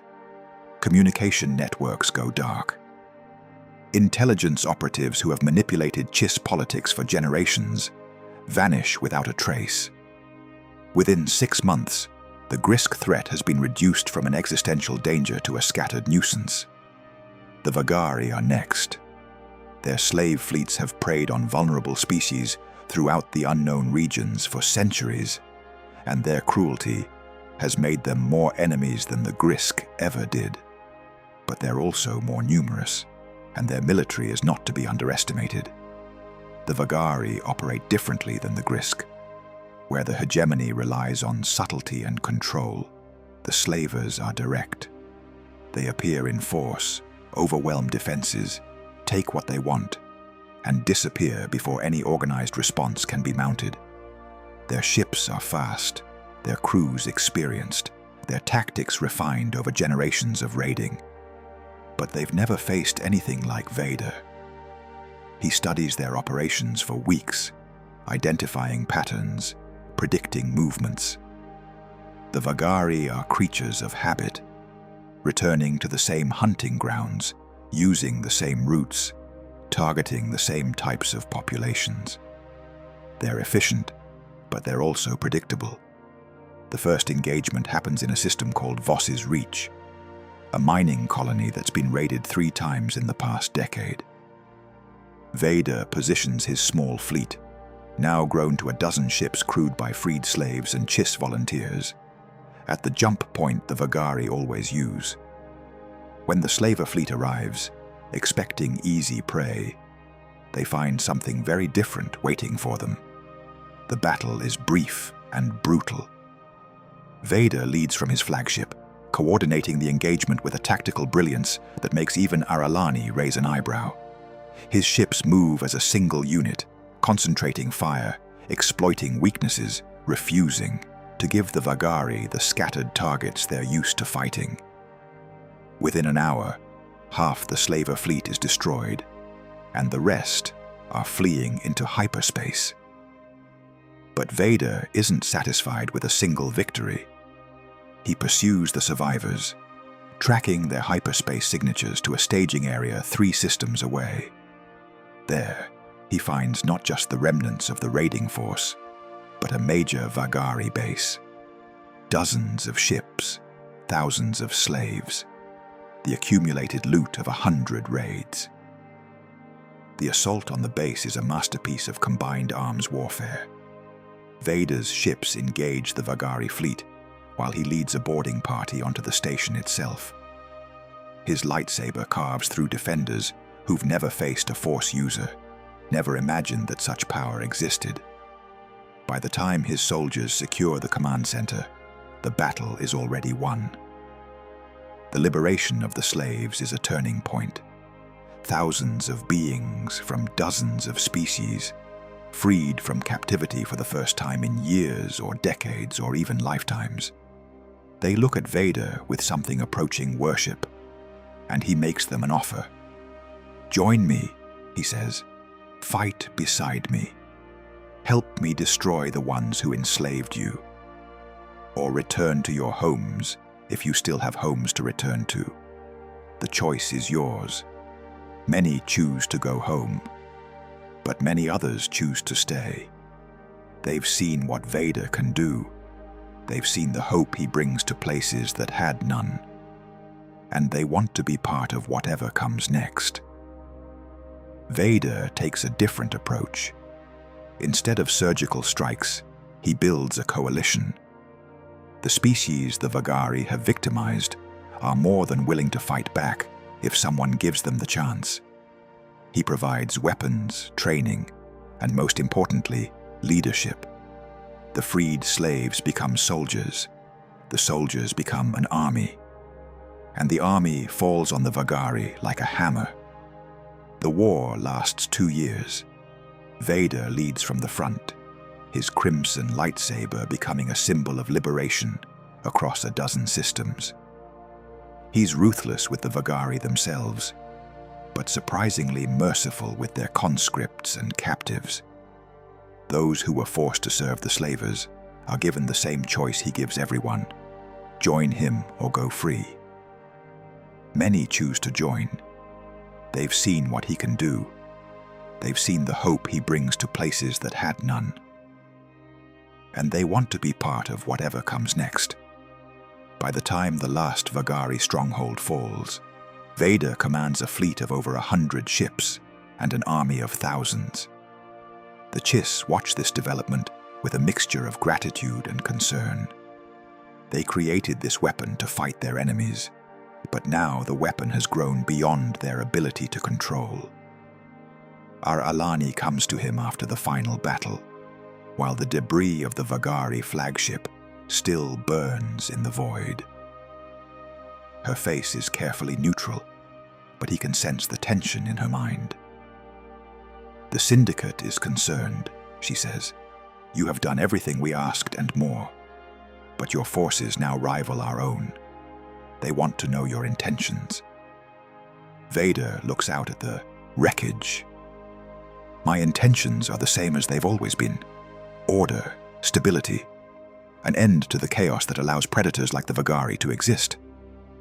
And when that's achieved, what then? Then I continue to the next threat, and the next, until there are no more threats left." She's silent for a long moment. "Some in the Syndicate believe you intend to turn on us eventually, that you're building power for your own purposes, not ours. What do you believe?" "I believe," she says slowly, "that you're exactly what you claim to be, which might be more dangerous than if you were lying." Vader almost smiles beneath his mask. "Stay with me, Aralani. You'll see what I'm building, and when it's finished, you'll understand that the Ascendancy was never my enemy." She doesn't agree, but she doesn't leave either, and in the years to come, she becomes one of his most trusted advisors. The temples call to him. Throughout his campaigns against the Grisk and Vagari, Vader has been gathering intelligence about the ancient Sith presence in the unknown regions. Fragments of data, half-remembered legends, coordinates extracted from the minds of dying enemies. The picture that emerges is fascinating and terrifying, in equal measure. The first clue comes from a Grisk intelligence officer, whose mind Vader tears open during an interrogation. Among the strategic data and operational details, there's a memory, a briefing about regions of space that the hegemony has designated as forbidden, not because of any military threat, but because ships that enter those regions don't come back. The Grisk have lost dozens of vessels over the centuries, and they've learned to stay away. But Vader can feel something in those forbidden regions. A call, faint but persistent, like a beacon transmitting on a frequency only he can perceive. The Force is guiding him towards something ancient, something waiting. He shares his findings with Aralani during one of their regular briefings. She's skeptical, as always, but she's also learned to trust his instincts. "The Chiss have our own legends about those regions," she admits. "Stories passed down from before we achieved spaceflight. They speak of dark gods who walked among the stars, beings of terrible power, who fought wars that shook the foundations of reality. Most dismiss them as superstition. And you?" She considers the question. "I believe there are things in this universe that defy easy explanation. You are proof of that. If you say there's something out there calling to you, I'm inclined to believe it. The first temple lies on a world orbiting a dying star, 3 months' travel from the nearest Chiss outpost. The system doesn't appear on any chart. The star itself is barely visible from surrounding space, shrouded in a shell of debris that makes it look like just another patch of darkness. Vader takes a small ship, leaving his fleet behind. Whatever waits in that system, he needs to face it alone. The approach, treacherous. The debris field is dense, filled with chunks of rock and metal that could shred his hull. His sensors are almost useless, blinded by interference that seems almost deliberate. He navigates by instinct, by feel, letting the Force guide him through gaps that his instruments can't detect. The planet itself is a wasteland, its surface scoured by radiation from the dying star. No life exists here. Perhaps no life has existed here for millions of years. But deep beneath the surface, buried under kilometers of rock and ash, something waits. The temple entrance is hidden in a canyon so deep that no light reaches its floor. Vader lands his ship on a ledge overlooking the chasm and makes his way down on foot, climbing, jumping, using the Force to catch himself when the footing gives way. By the time he reaches the bottom, hours have passed, and his body aches from exertion. The door is carved from a single piece of black stone, covered with symbols that seem to writhe and shift when he looks at them directly. He can feel the power radiating from beyond it, a pressure against his mind that grows stronger with every step he takes. He places his hand on the stone. It's cold, colder than the vacuum of space, cold enough to burn. He ignores the pain and reaches out with the Force, searching for the mechanism that will grant him entry. The symbols flare with crimson light. The stone begins to move, sliding aside to reveal a corridor that stretches into absolute darkness. From somewhere deep within the temple, Vader hears a sound, a whisper, a welcome. The first trap is simple, a series of pressure plates that trigger blades from the walls. Vader senses them before he steps on them and leaps over the danger zone. The second trap is more sophisticated, a room that begins to fill with a gas that clouds his mind, making it difficult to concentrate. He holds his breath and pushes through, using the Force to clear the poison from his system. The third trap is psychological. The corridor opens into a vast chamber, and Vader finds himself surrounded by figures from his past. His mother, Shmi, looking at him with the disappointment he always feared. Padme, her face twisted with grief and betrayal. Obi-Wan, his expression not angry, but simply sad. And behind them, rank upon rank of smaller figures. Children, the younglings from the temple, looking up at him with eyes that will never close. "You killed us," they say in unison. "You killed us all." Vader's lightsaber ignites instinctively, but there's nothing to fight. These are ghosts, projections, echoes of guilt given form by the temple's power. They swarm around him, their voices rising in accusation. Murderer, monster, betrayer. He could fight them. He could push through by force of will, ignoring their accusations, denying their claims on him. That's what a Sith would do. That's what Palpatine would have taught him to do. Instead, Vader does something unexpected. He deactivates his lightsaber and stands still. "Yes," he says, "I killed you. I killed all of you, and I will carry that weight for the rest of my existence. But I am not here to apologize. I am not here to seek forgiveness. I am here to become strong enough that such atrocities never happen again." The ghosts pause. The accusations falter. "I accept what I have done," Vader continues. "I accept the darkness in my soul, and I accept the responsibility that comes with it. Not to make amends, that's not possible, but to ensure that the power I possess is used for something other than destruction." For a long moment, nothing happens. Then, slowly, the ghosts begin to fade. The children's faces transform, losing their accusatory expressions, becoming neutral, then almost curious. And when the last of them vanishes, the chamber changes. The walls light up with the glow of 1,000 crystals, each one pulsing with dark side energy. A path appears, leading to a raised platform at the chamber's center. And on the platform, a holocron waits. The temple's defenses have been bypassed, not through combat, not through cleverness, but through acceptance. The ancient Sith who built this place were testing for something specific, not power, but wisdom. The ability to face one's darkness without flinching, without denial, without excuses.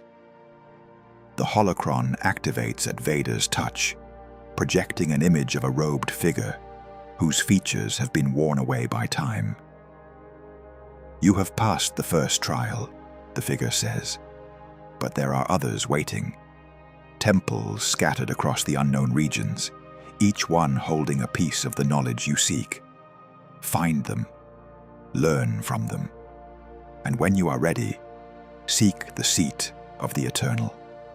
There, your true education will begin. The holocron transfers its contents directly into Vader's mind, coordinates, techniques, fragments of philosophy that will take years to fully understand. When it's done, the projection fades, and the temple begins to rumble. Time to leave. Vader runs through the collapsing corridors, dodging falling debris, leaping over gaps that open in the floor. He makes it back to his ship just as the entrance caves in, sealing the temple forever. As he lifts off, he looks back at the canyon, now filled with dust and rubble. One temple down. How many more to go? The answer, he discovers over the following years, is 11. Each temple is different. Each one tests him in new ways, challenges different aspects of his character and abilities. Some are guarded by ancient war droids that would have destroyed any conventional attacker. Some are hidden behind puzzles that require both force sensitivity and keen intelligence to solve. Some are simply remote, located in places so far from civilization that the journey itself is a test of endurance. The second temple forces him to confront his fear of loss, trapping him in an illusion where everyone he cares about dies, and he must choose whether to save them or complete his mission. He chooses the mission, and the illusion shatters, revealing that it was never a real choice at all. The lesson: attachment is not weakness, but clinging to attachment can be. The third temple is a maze of shifting corridors that rearrange themselves according to patterns only the Force can detect. Vader spends 2 weeks inside, slowly mapping the paths, learning to feel the subtle vibrations that announce each change. When he finally reaches the center, the holocron there teaches him techniques for enhancing his spatial awareness, allowing him to sense the positions of objects and beings across vast distances. The fourth temple is underwater, located at the bottom of an ocean on a planet that has no land at all. Vader must learn to breathe through the Force, to survive the crushing pressure of the depths, to navigate in a world without light. The trial takes 3 days, and when he emerges, he can survive in environments that would kill any normal being. The fifth temple is dedicated to healing. Vader enters as a man still scarred by his injuries on Mustafar, his body held together by prosthetics and life support. He leaves whole, his flesh regenerated, his lungs restored, his need for the breathing apparatus eliminated. The mask remains because it has become part of his identity, but beneath it, his face is no longer a ruin. The sixth, seventh, and eighth temples blur together in his memory. Months of travel, of trial, of revelation. Each one adds to his knowledge and power.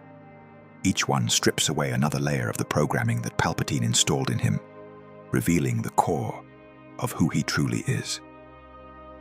The ninth temple nearly kills him. It's guarded not by traps or puzzles, but by a creature, a Terentatek that has survived since the ancient wars, feeding on the dark side energy that permeates the planet. Vader fights it for 3 days, neither able to gain a decisive advantage. Finally, exhausted, bleeding from a dozen wounds, he realizes that combat alone will not win this battle. He stops fighting. He reaches out to the creature with the Force, not trying to control it, but trying to understand it. The Terentatek is ancient, lonely, the last of its kind. It attacks intruders not from hunger, but from fear. It has been protecting this place for millennia, and it has forgotten why. Vader shows it the holocrons he's collected, the knowledge he's gained. He explains his purpose, not conquest, not destruction, but the creation of something new. And slowly, Impossibly, the Terentatek relents. It steps aside, allowing him to pass. When he leaves the temple, it follows, becoming the first of several creatures that will join his strange entourage. The 10th temple is the hardest. It asks him to give up power, to surrender the abilities he's gained, to become vulnerable again. He must trust that the Force will restore what he sacrifices, that this temporary weakness is necessary for greater strength. It's the most difficult thing he's ever done. But he does it. And when his power returns, it's deeper and more refined than before. The 11th temple is different from all the others. It doesn't test him, it welcomes him. "You have completed the trials," a voice says as he enters. "You have proven yourself worthy of the knowledge of the eternal. Come, there is much still to learn." It takes him 5 years to find all the temples. They were not the political Sith, obsessed with ruling the Republic. They were something older, something more focused on the dark side itself and the power it could provide. They called themselves the Eternal, and they built temples on a dozen worlds, fortresses where their knowledge could be preserved against the day when a worthy heir would arise. Most of those temples are dead now, their power faded, their guardians turned to dust. But a few remain active, maintained by descendants of the original cultists who have continued their vigil across 100 generations. Vader is going to find them. The first temple lies on a world orbiting a dying star. The planet's surface is a wasteland of radiation and ancient ruins, and the temple itself is buried deep underground, protected by traps and guardians that have killed everyone who's attempted to enter for the past 1,000 years. Vader walks through them like they're not even there. The traps are designed for ordinary intruders, and his Force abilities let him sense and avoid them with ease. The Guardians are more challenging. Automated war droids of ancient design, still functioning after millennia, their programming dedicated to one simple purpose: destroy all trespassers. He fights them through corridors of black stone, his lightsaber flashing in the darkness. And when he reaches the temple's heart, he is bleeding from a dozen wounds, but very much alive. The holocron at the center of this temple is similar to the one he found on the frozen moon, but far more powerful.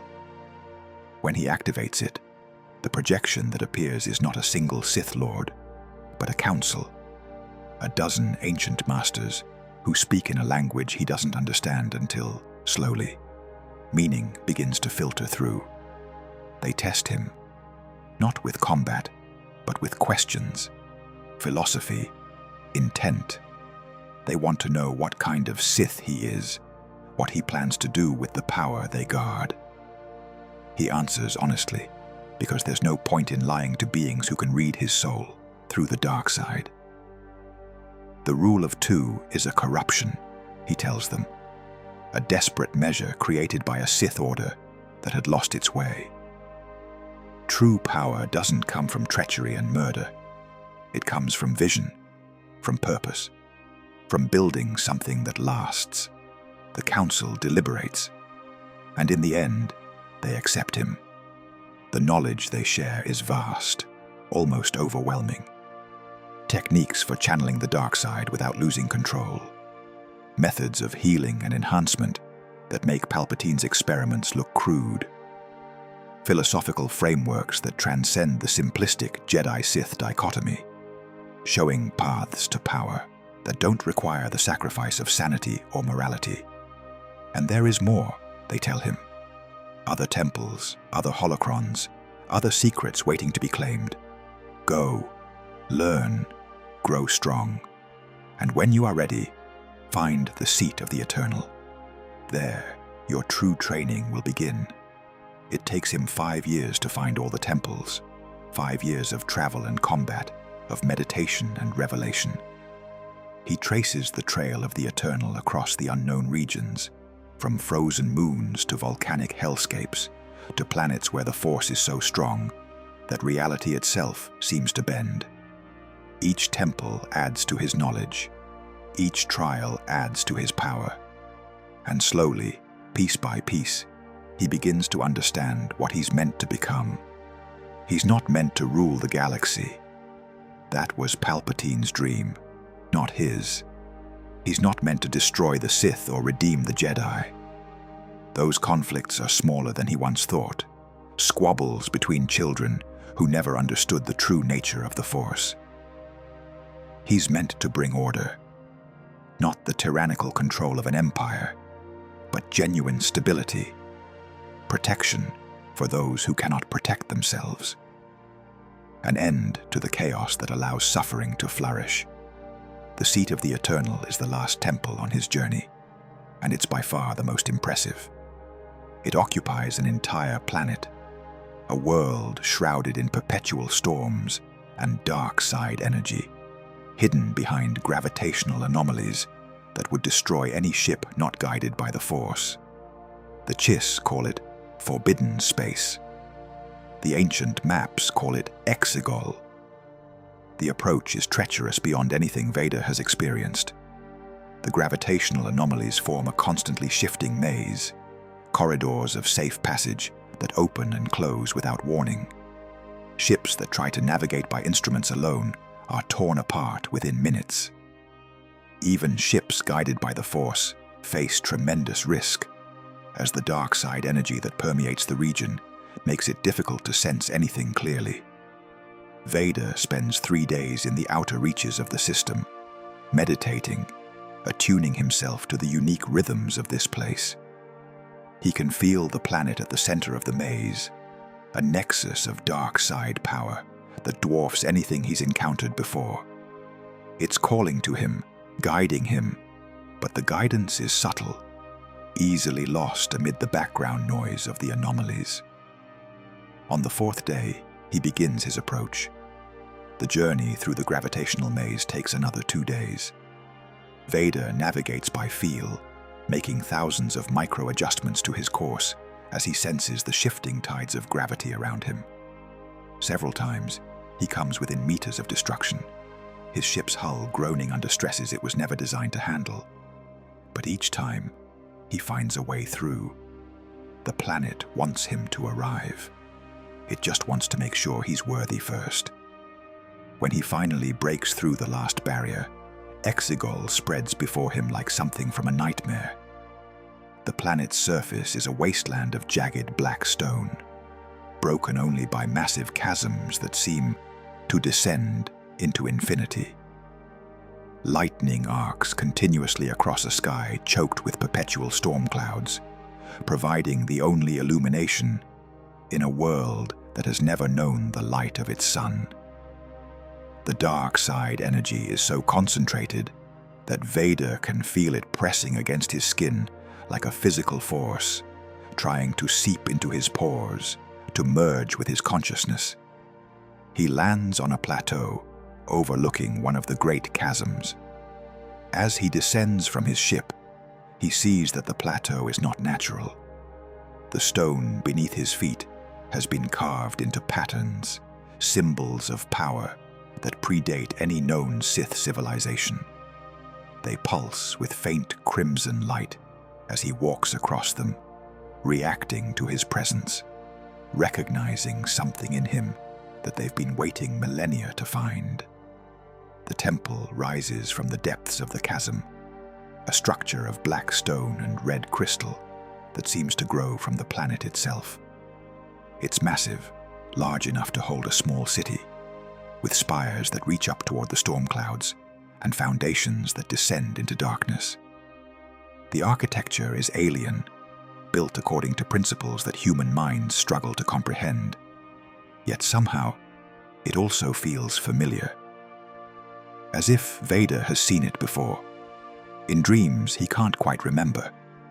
A pathway of floating stones leads from the plateau to the temple's main entrance. Vader walks across them without hesitation, though he can sense the chasm beneath him, a void so deep that even the Force can't determine where it ends. The The stones hold his weight easily, responding to his presence with the same recognition as the symbols on the plateau. The temple doors open as he approaches, revealing a corridor lit by crystals that glow with internal fire. And waiting at the end of that corridor, arranged in formation like an honor guard, are the Sith Eternal. There are thousands of them, perhaps tens of thousands, though the shadows make it difficult to count. They wear robes of black and red, their faces hidden behind masks that seem to shift and change when Vader looks at them directly. Some are human, or at least humanoid. Others are clearly alien, species that Vader doesn't recognize, races that may have evolved on this planet or been brought here in ages past. And at their head stands a figure that radiates power, like a star radiates light. The leader of the Eternal is ancient, impossibly so. His body is withered, more skeleton than flesh, held together by dark side energy and sheer force of will. His eyes are pits of crimson fire, and when he speaks, his voice resonates on frequencies that shouldn't be audible to human ears. You have come at last, Chosen One. We have waited 10,000 years for this moment. Vader stops at the edge of the formation, studying the assembled cultists with the tactical eye of a lifelong warrior. They could overwhelm him with numbers if they chose. Even with his power, even with everything he's learned, fighting this many opponents at once would be suicide. But they don't attack.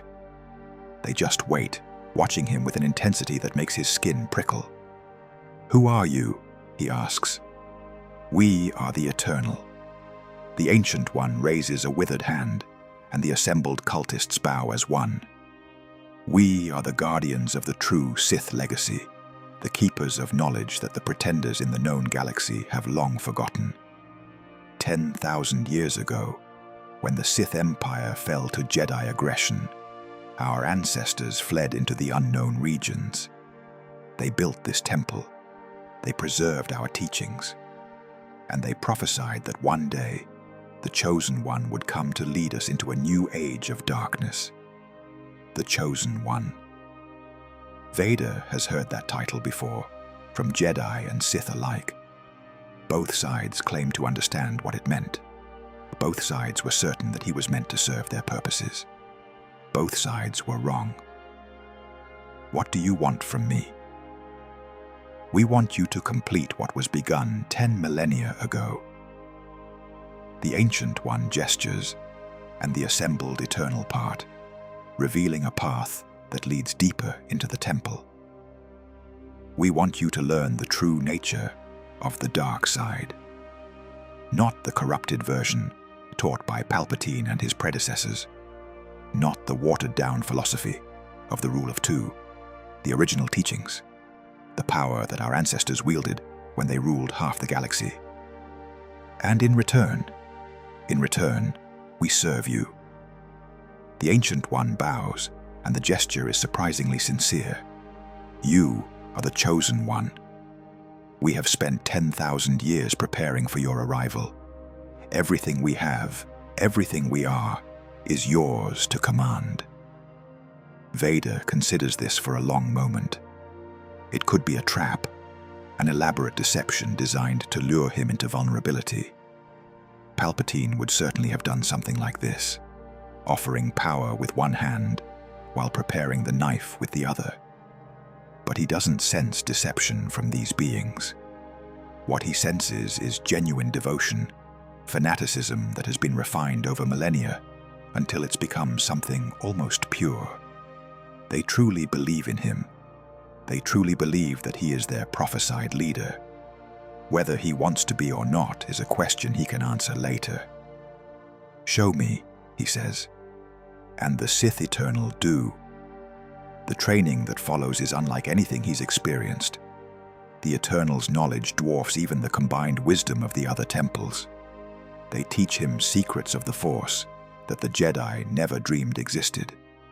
They show him how to extend his life indefinitely, how to enhance his body beyond human limits, how to touch the very fabric of reality and reshape it according to his will. The first lessons are physical. The Eternal show him exercises that strengthen not just muscle and bone, but the very cells of his body, infusing them with force energy that makes them more resistant to damage, faster to heal, more efficient in their function.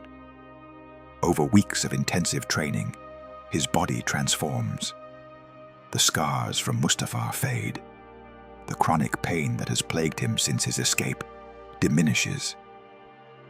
He becomes stronger, faster, more resilient than he's ever been. The second lessons are mental.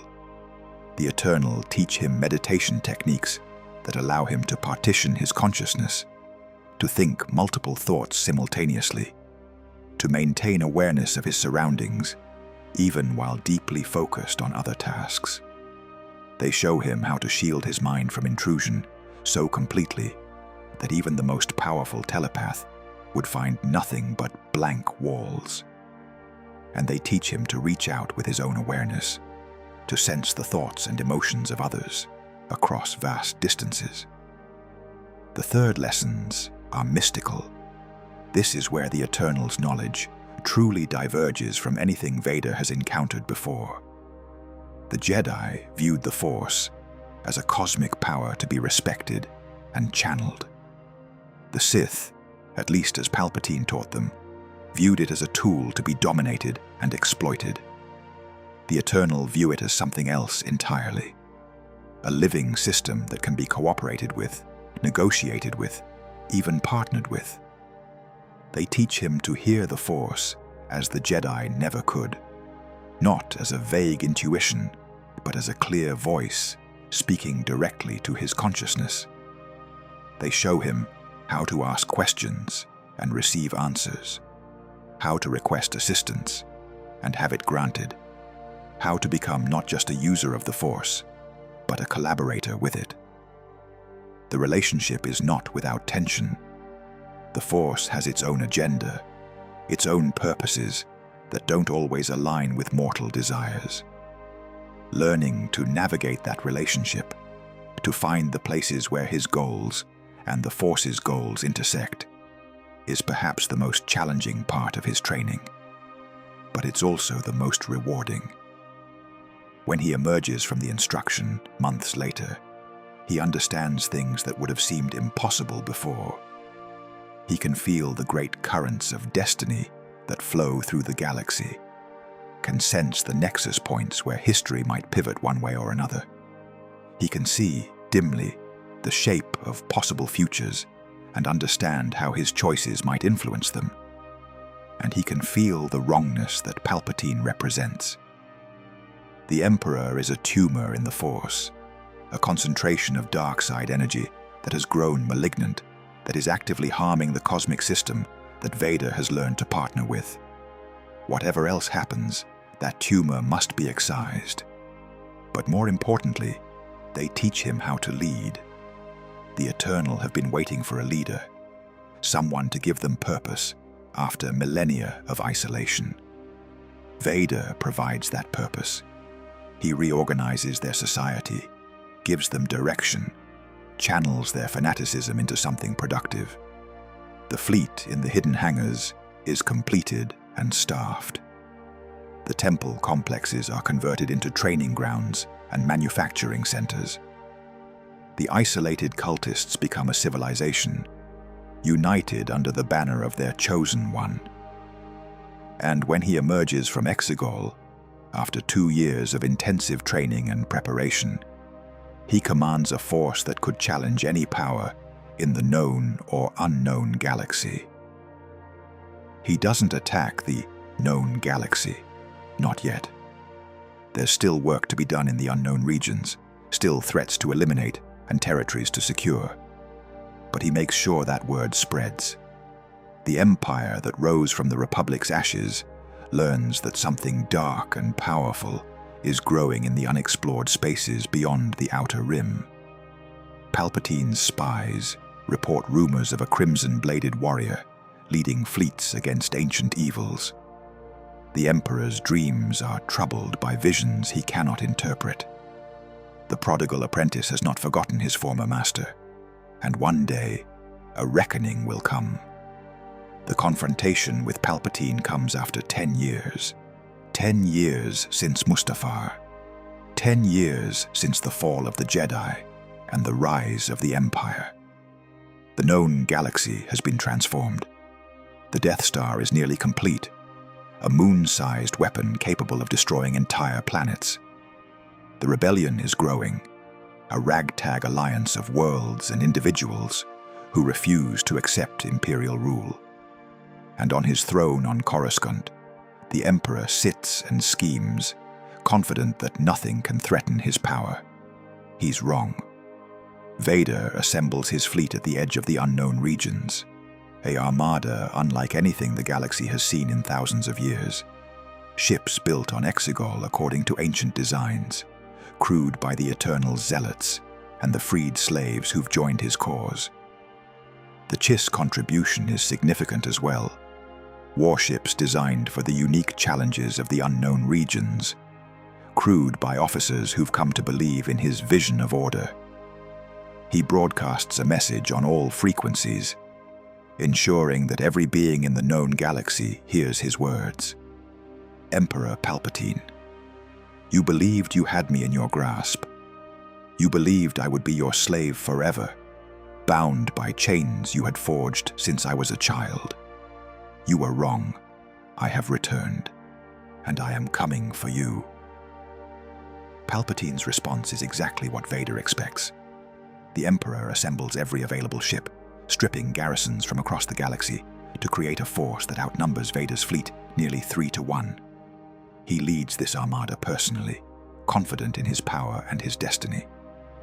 They meet at the edge of the unknown regions, in a system with no name, orbiting a star that has never been charted. The battle that follows is the largest naval engagement since the Clone Wars. Star destroyers trade fire with ancient Sith vessels. TIE fighters swarm against strange, curved interceptors that move with impossible speed. And at the center of it all, 2 flagships advance toward each other through the chaos. Vader doesn't wait for boarding actions or docking maneuvers. When the ships are close enough, he simply launches himself across the void, using the Force to create a bubble of atmosphere around his body. He lands on the hull of Palpatine's flagship, tears through the outer plating with his lightsaber, and makes his way inside. The ship's defenders are the best the Empire has to offer. Elite stormtroopers, royal guards in crimson armor, inquisitors who've been hunting Jedi survivors for a decade. Vader cuts through them all. His lightsaber is a blur of crimson light, and the techniques he learned on Exegol make him nearly unstoppable. By the time he reaches the Emperor's throne room, a trail of bodies marks his path. Palpatine is waiting for him. The throne room is exactly as he remembers from his visions all those years ago. High windows overlooking the battle outside, a path leading to a raised dais, and on the throne, wrapped in shadow and dark side power, the being who shaped his entire life. "So," Palpatine says, rising from his seat, "my wayward apprentice returns. You have grown strong, I'll admit, far stronger than I expected. But you are still nothing compared to me. I was never your apprentice."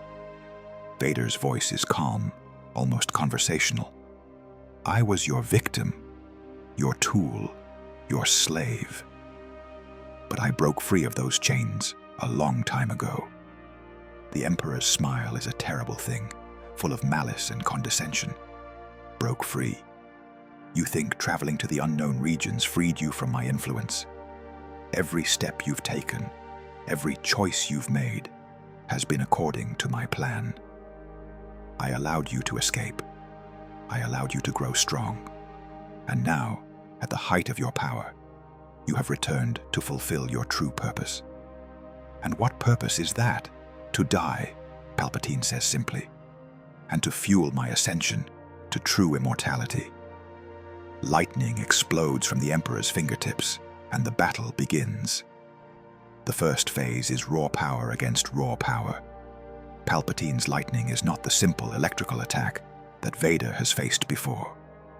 It's something far more terrible.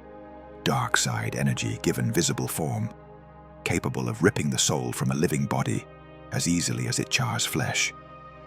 The Emperor has been honing this technique for decades, and he unleashes it now with the full force of his hatred. The throne room lights up like a star going nova. The air itself seems to scream as reality tears apart under the assault. Royal guards who are hiding in the shadows are vaporized instantly. Their bodies turn to ash before they can even understand what's happening.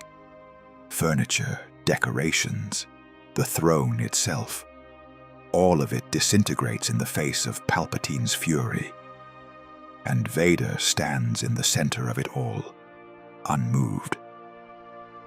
The techniques he learned in the temples of the Eternal were designed for exactly this kind of assault.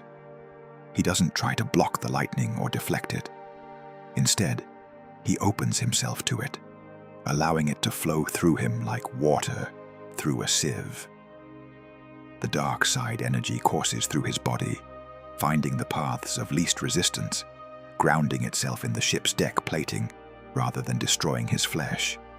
It hurts.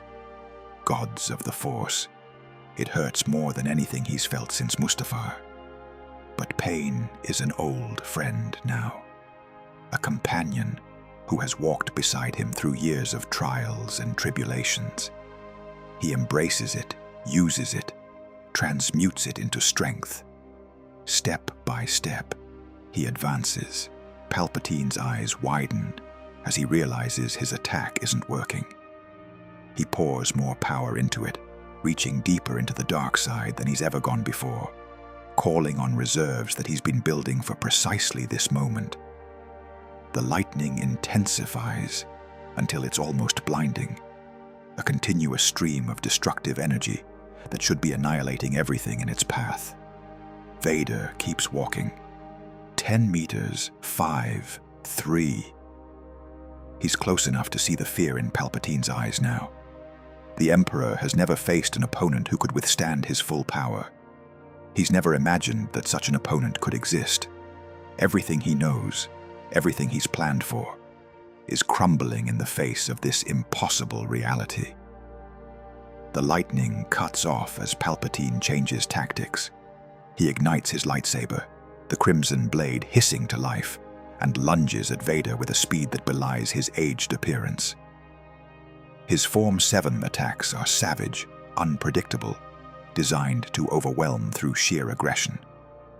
Vader meets them with the calm precision he learned in the Fifth Temple, the one dedicated to the harmony of combat. His blade moves just enough to intercept each strike, no more, no less. He conserves energy while Palpatine expends it. He waits for openings while the Emperor creates them through his own desperation. The second phase is a test of skill. Their lightsabers clash again and again, crimson against crimson, filling the ruined throne room with the screech of energy meeting energy. Palpatine is brilliant, Vader has to admit. His mastery of lightsaber combat is nearly unmatched, refined over decades of secret practice and occasional real-world application. But Vader has spent 10 years doing nothing but fighting and training. He's faced threats that Palpatine has never imagined, mastered techniques that the Emperor has never seen. And unlike Palpatine, he's not fighting to prove anything. He's not fighting for power or dominance or survival. He's fighting to end this, once and for all. The duel carries them across the throne room, through shattered viewport frames and over piles of debris. Palpatine tries to use the environment against his opponent, hurling chunks of metal with the Force, collapsing support beams, creating obstacles that should slow Vader down or leave him vulnerable. Vader flows around every obstacle like water around stones. His movements are economical, precise, almost beautiful in their efficiency. Where Palpatine wastes energy on dramatic flourishes, Vader conserves. Where the Emperor relies on power, Vader relies on timing. Slowly, inevitably, the balance begins to shift. Palpatine's breathing grows ragged. His attacks become sloppier, more desperate. He's pouring everything he has into this fight, drawing on reserves that should have lasted for hours, and still he cannot gain the upper hand. The third phase is psychological.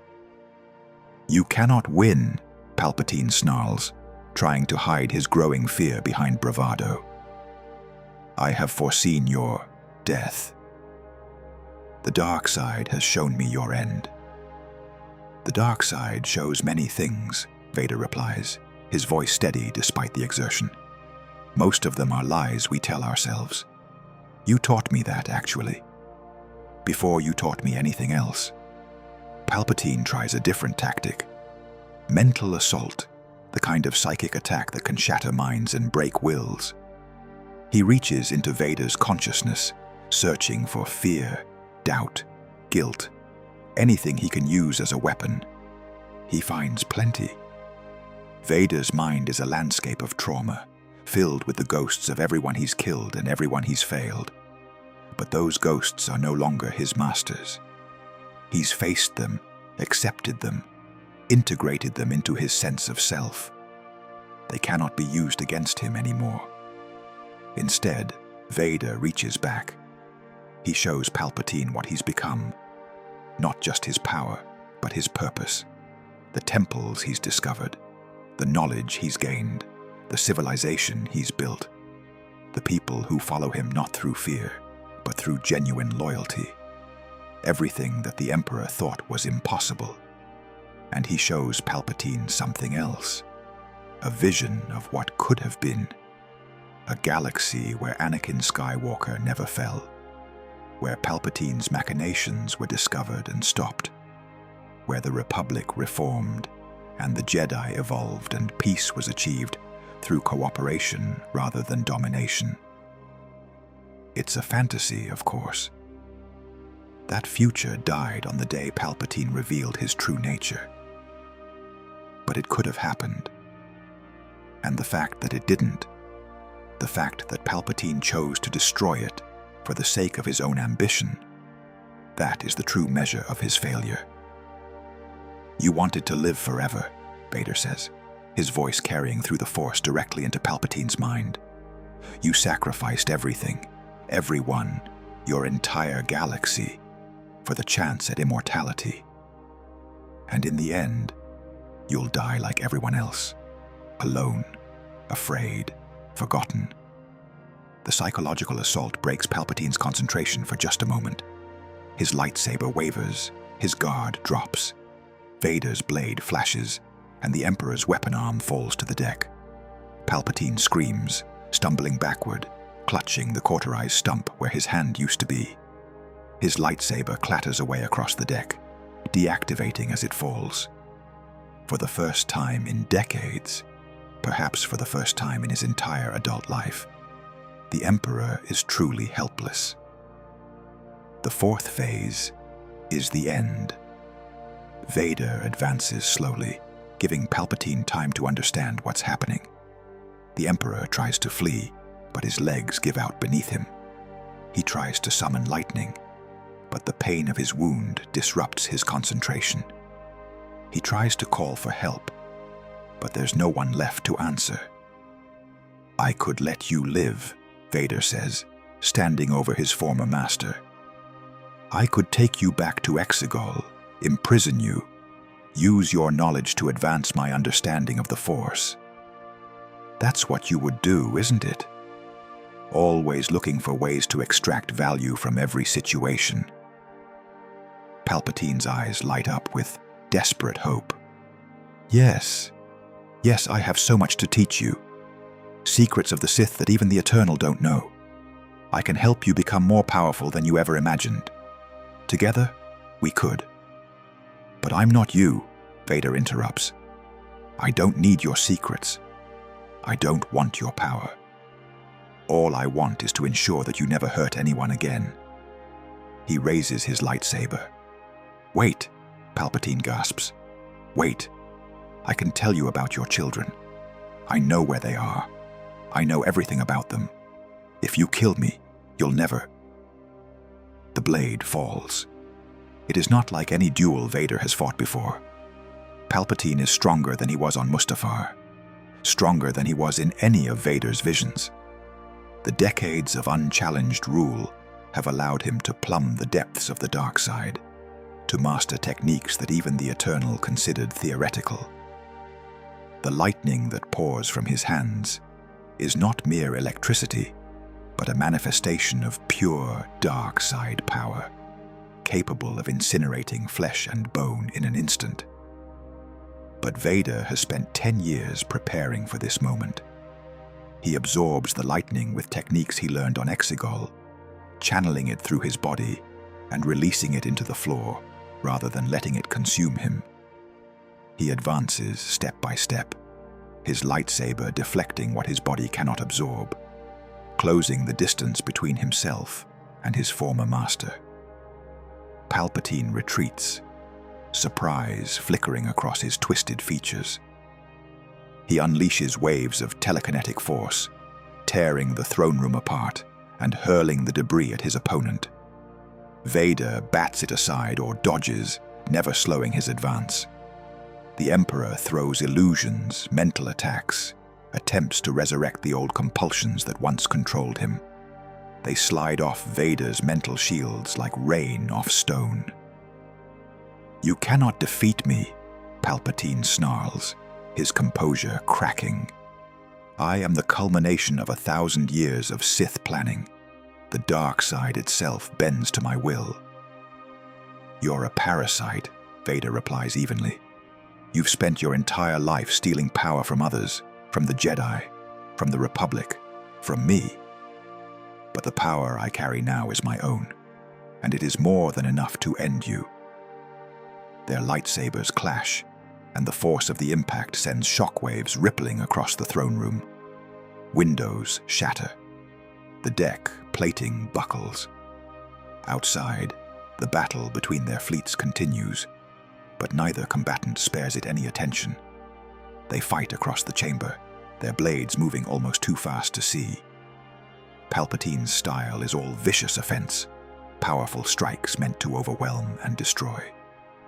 Vader's is more controlled, a blend of the techniques he learned from the Jedi and the Eternal, each movement flowing into the next with perfect efficiency. Slowly, inevitably, Palpatine begins to give ground. The Emperor's eyes widen as he realizes what's happening. This was supposed to be his moment of triumph. He was supposed to drain Vader's power and add it to his own, becoming unstoppable. Instead, he's being pushed back, an opponent who should by all rights be his inferior. "How?" he gasps between exchanges. "How have you become this strong?" I stopped limiting myself. Vader parries a desperate thrust and counters with a strike that nearly takes Palpatine's hand. "The Jedi taught me to fear the dark side. You taught me to serve it. But the Eternal taught me to master it. And a master has no need for a slave." Palpatine tries one last gambit. He reaches deep into the dark side, drawing on power reserves he's been building for decades, and unleashes a storm of lightning that fills the entire throne room. It's the most powerful attack he's ever generated, enough to destroy a small ship, more than enough to incinerate any living being. Vader raises his hand, and the lightning parts around him like water around a stone. He walks through the storm, step by step, until he's standing directly in front of the Emperor.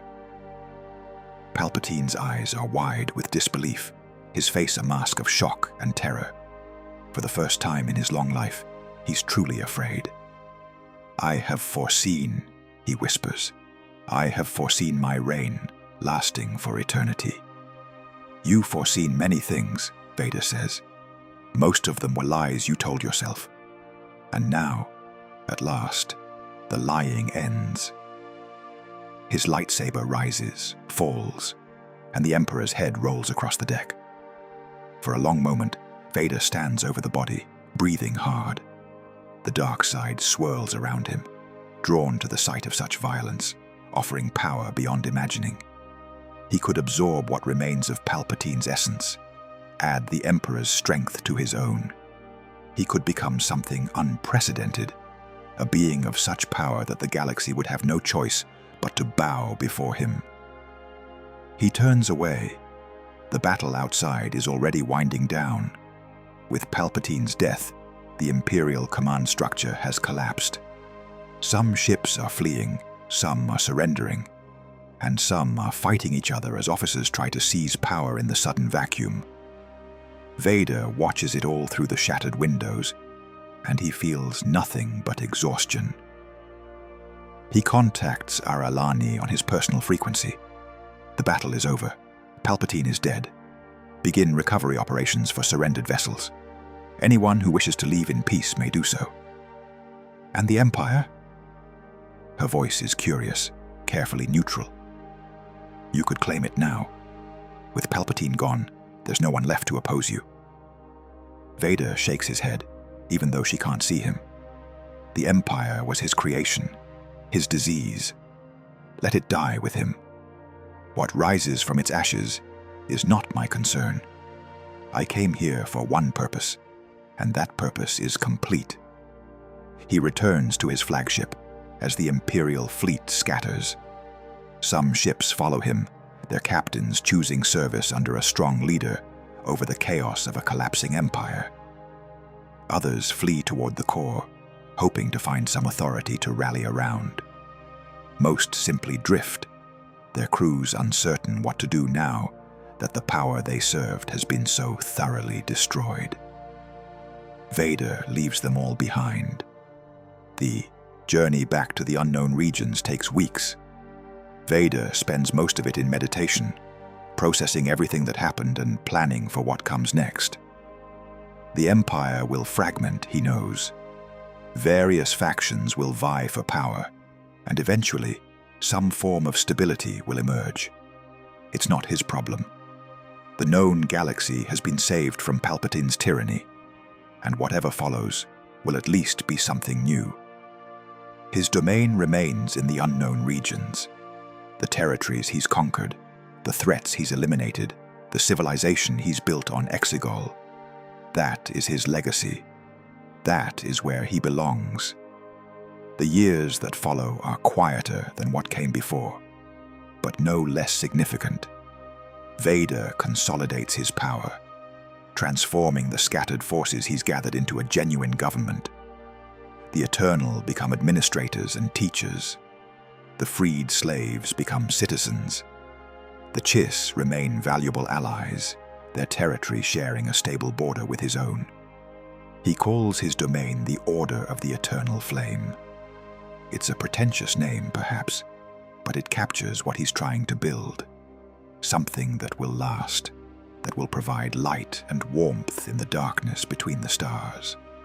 Peace through strength, protection through power. Not the peace of submission, but the peace of security.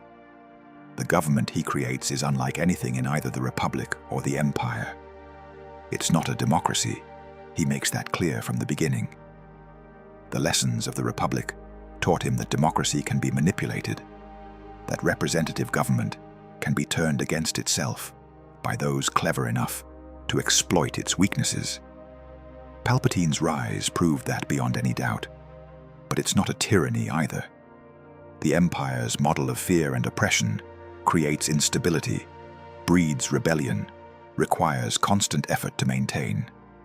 It's inefficient, wasteful, and ultimately self-defeating.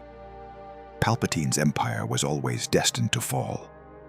Only the question of when remained. What Vader builds instead is something he calls meritocratic autocracy. Power flows from the top down, yes, but the path to the top is open to anyone with the ability to walk it. His advisors are chosen not for their bloodlines or their connections, but for their competence. His military officers rise through the ranks based on performance, not politics. His administrators are evaluated on results, not rhetoric. The Eternal form the core of his civil service, bringing their millennia of accumulated wisdom to the task of governance. They're fanatical in their devotion to Vader personally, but that devotion is channeled into productive work rather than pointless displays of loyalty. He sets them to building infrastructure, establishing trade networks, creating educational systems that will produce the next generation of leaders. The freed slaves and refugees who've joined his cause are integrated carefully, their skills assessed, and their potential developed. Many become soldiers in his growing military, their hatred of the oppressors who enslaved them transmuted into disciplined aggression. Others become craftsmen, merchants, teachers, doctors. The Order doesn't care what species you are or where you come from. It only cares what you can contribute. The Chiss remain his most valuable allies, their military experience and technological sophistication complementing his own forces perfectly. Our Alani becomes his senior military advisor, her strategic brilliance helping to shape the defense of his growing territory. Other Chiss officers take positions throughout his command structure, bringing discipline and professionalism that helps hold the whole edifice together. Justice in the Order is swift but fair. Laws are simple, clearly stated, and uniformly enforced. Theft is punished with labor. Violence is punished more severely. Corruption, the cancer that destroyed the Republic from within, is treated as the existential threat it is. Officials who abuse their positions don't receive slaps on the wrist or early retirement. They receive execution. Some call it harsh. Vader calls it necessary. The economy is equally structured. Trade is encouraged within defined parameters. Innovation is rewarded with resources and recognition. But monopolies are forbidden, and profiteering during crises is treated the same as corruption. The goal is prosperity for all, not wealth for a few at the expense of the many. Education is mandatory and comprehensive. Children in the Order learn not just practical skills, but history, philosophy, the nature of power, and its responsibilities. They learn about the fall of the Republic, the rise and fall of the Empire, the lessons that those catastrophes offer for anyone willing to study them. They learn that freedom is not free, that peace requires strength, that the price of security is eternal vigilance. And threaded through all of it is the Force. Vader doesn't hide his nature from his subjects. He doesn't pretend to be something other than what he is. The people of the Order know that their ruler is a Force user, a wielder of powers that most can barely comprehend. Some fear him for it. Others worship him. Most simply accept it as part of the reality they live in. What matters is that he uses that power for their benefit. When threats emerge, he's the first to confront them. When disasters strike, his abilities help coordinate relief efforts. When justice is needed, his perception of truth through the Force ensures that the guilty are punished and the innocent are freed. It's not a perfect system. Nothing is. There are abuses, failures, unintended consequences. Some officials are corrupt despite the penalties.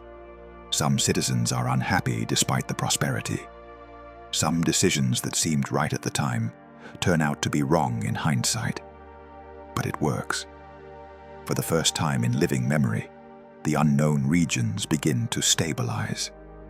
Trade routes become safe. Populations grow. Children are born into a world that offers them futures their parents never dreamed possible.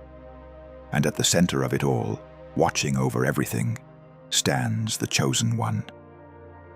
The known galaxy eventually stabilizes as well.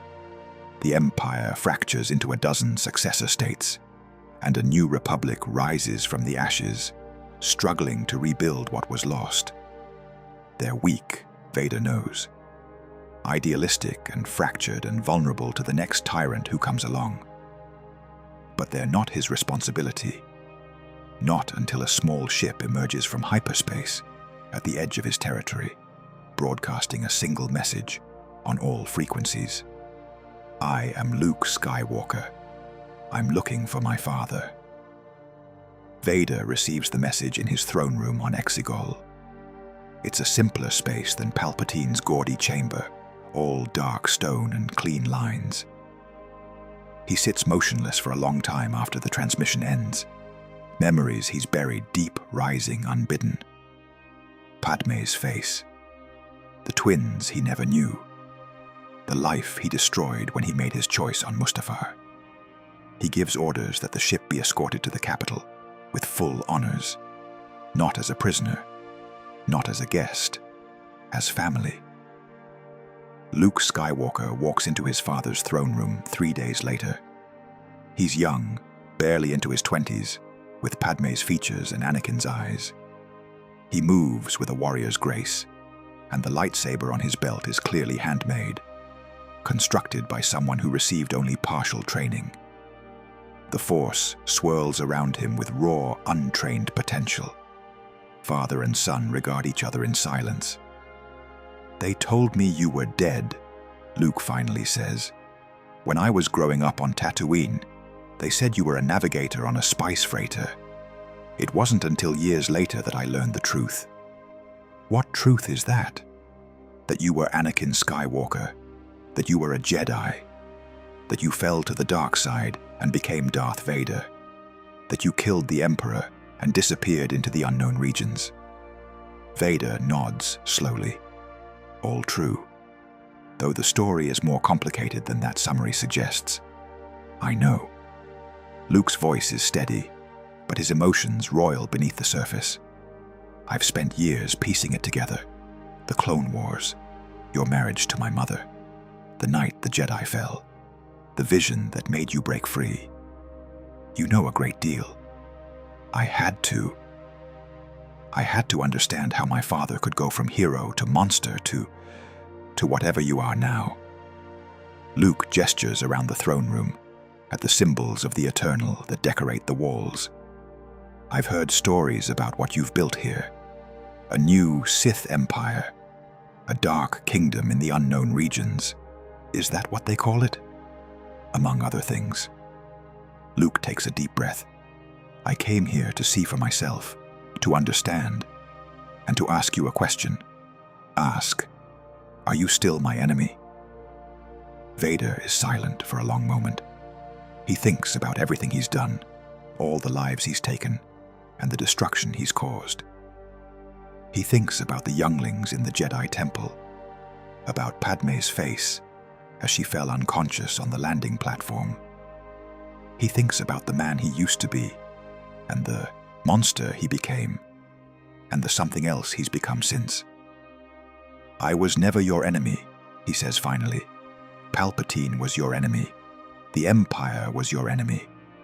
What I built here, it was never meant to threaten the galaxy you call home. But you use the dark side. You follow the ways of the Sith. I use power."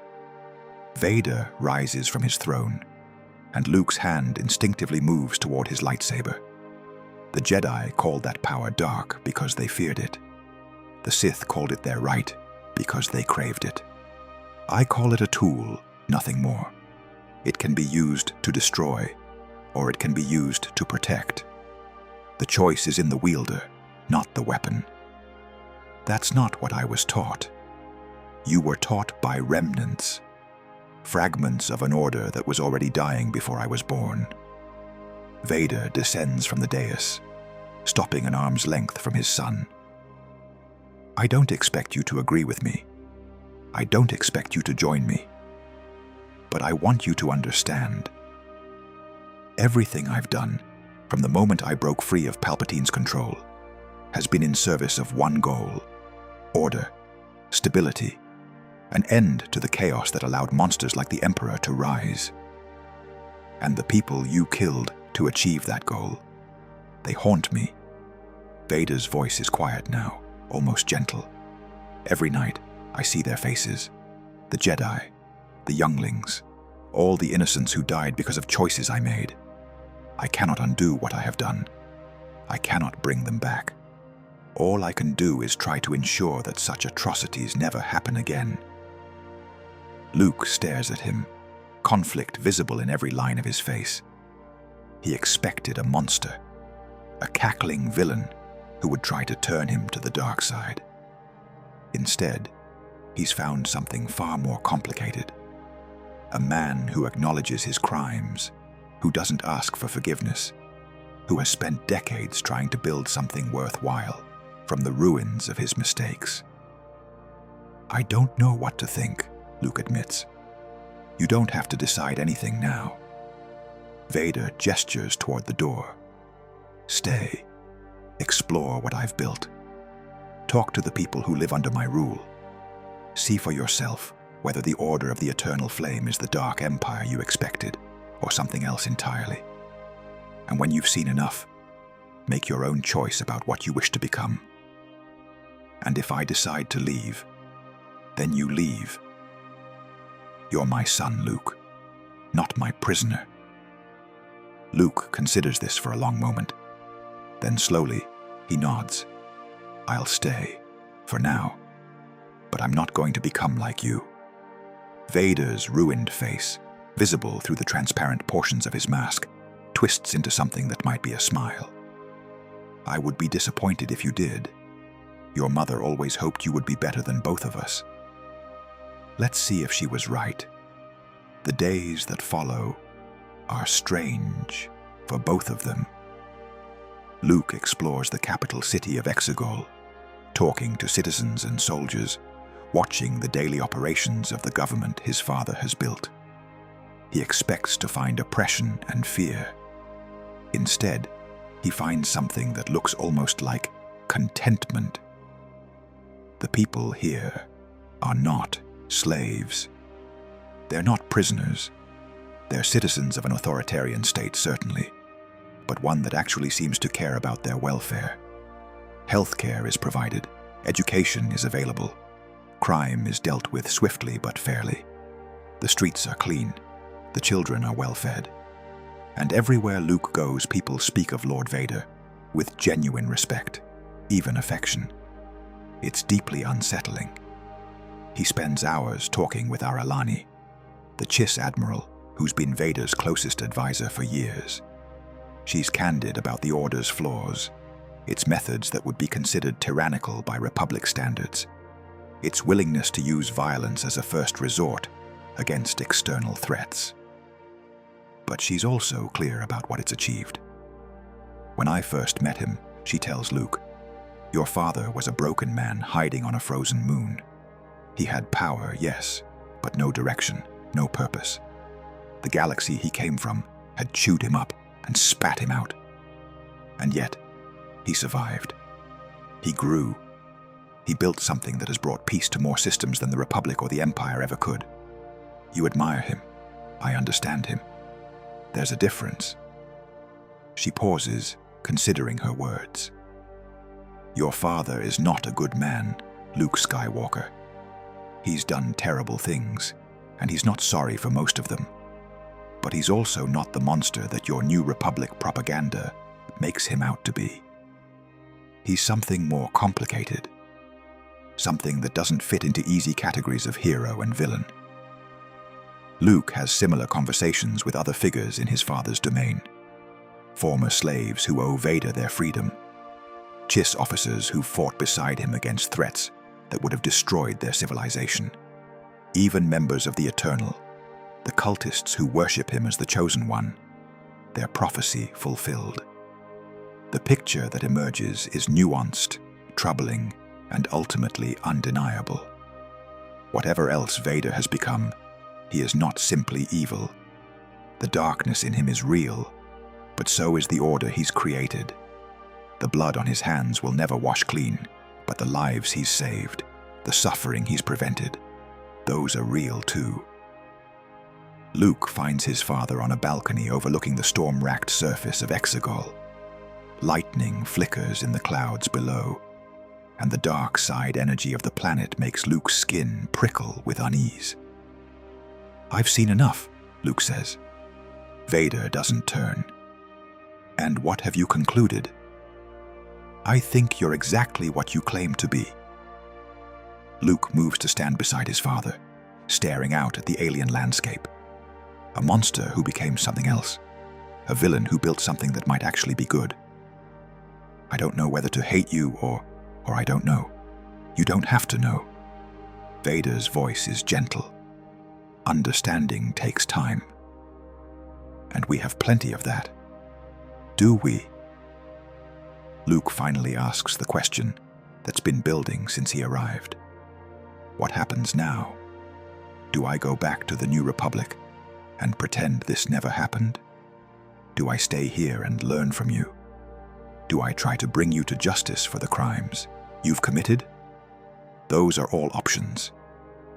Vader turns to face his son. "But there's another possibility. One I've been considering since I learned you existed." "What's that?" "The galaxy is still broken. The Empire is gone, but the chaos remains. The New Republic is too weak to maintain order. Warlords and criminals and petty tyrants are rising everywhere. And eventually, another Palpatine will emerge. Another monster who wants to rule everything. You want to stop that. I want to ensure that the galaxy never falls to such darkness again." Vader's eyes, visible through his mask, are intense. "And I cannot do it alone. I am too old, too stained by my past. But you could be the bridge. Someone who understands both worlds. Someone who could take what I've built here and use it to help those who need it most." Luke is silent for a long time. The offer is tempting, he has to admit. The New Republic is struggling. The threats his father described are real, and the power to actually make a difference, to protect people instead of just fighting endless wars, that's something he's always wanted. But it would mean accepting his father's legacy. All of it. The good and the terrible. "I need to think," Luke finally says. "Take all the time you need." Vader turns back to the view.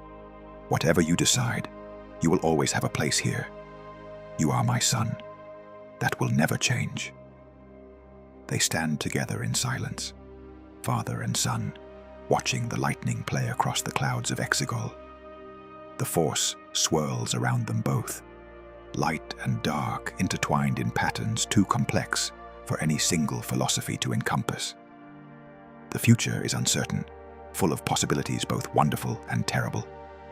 But in this moment, they are together. And that, perhaps, is enough. Behind them, the Order of the Eternal Flame continues its work. Ships patrol the borders, soldiers train for battles yet to come. And throughout the unknown regions, millions of beings live their lives in peace, protected by the power of a man who was once the galaxy's most feared monster. The Chosen One has fulfilled his destiny, not in the way the Jedi predicted, not in the way the Sith expected, but in a way that is entirely his own. The stars stretch out toward infinity, and in the darkness between them, a new order rises. Not evil, not good, something else. Something that might, in time, become something better than either. The future awaits, but the story does not end there. The encounter between father and son sets in motion events that will reshape both the unknown regions and the known galaxy in ways neither of them can fully anticipate. Luke Skywalker spends 3 months on Exegol. During that time, he trains with his father, not to become a Sith, not to embrace the dark side, but to understand it. Vader teaches him things the Jedi never would: how to recognize the dark side's temptations, how to resist them, how to channel emotion without being consumed by it. It's a dangerous education, but Luke proves to be an apt student. More importantly, he learns the truth about his family.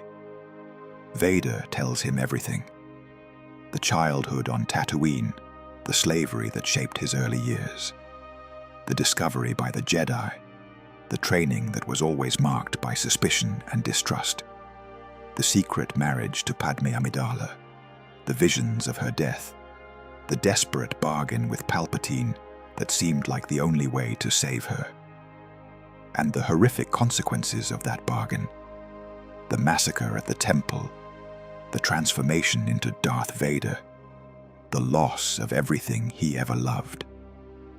He tells Luke about Mustafar, about the vision that showed him Palpatine's true plans, about the moment when he chose to break free rather than accept the chains his master had prepared for him, about the crash landing, the ancient holocron, the long years of survival and growth in the unknown regions. And he tells him about the twins. "I didn't know you existed," Vader admits one evening, as they sit in his private chambers reviewing star charts. "Palpatine hid the truth from me. He told me that your mother died, that the child died with her.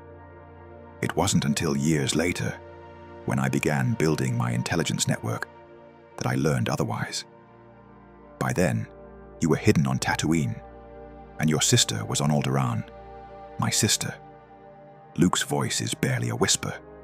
"Leia. You know her. She's one of the leaders of the New Republic, a senator, like our mother was." Luke shakes his head. "I didn't know. She didn't know. Nobody told us. Bail Organa and Owen Lars were protecting you. From me, from Palpatine, from the chaos of the galaxy. They did what they thought was right."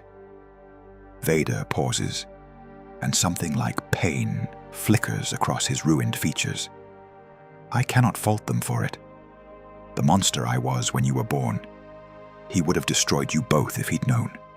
And now, I would like to know my children, if they'll have me." Vader meets Luke's eyes. "I make no demands. I have no right to make demands. But if there is any chance of being part of your lives, I would take it." The conversation haunts Luke for days afterward. He thinks about Leia, about how she would react to learning the truth about their father. She lost everything when Alderaan was destroyed. Her planet, her people, the man she thought was her father. Learning that her biological father is the Dark Lord who stood by while her world burned, that would be a wound that might never heal. And yet, Luke has seen what Vader has built here. He's talked to the people who live under his rule, heard their stories of liberation and protection. Whatever else his father has become, he is not the monster who served Palpatine. He is something different, something that might, possibly, be capable of growth. "I'll talk to her," Luke finally tells his father.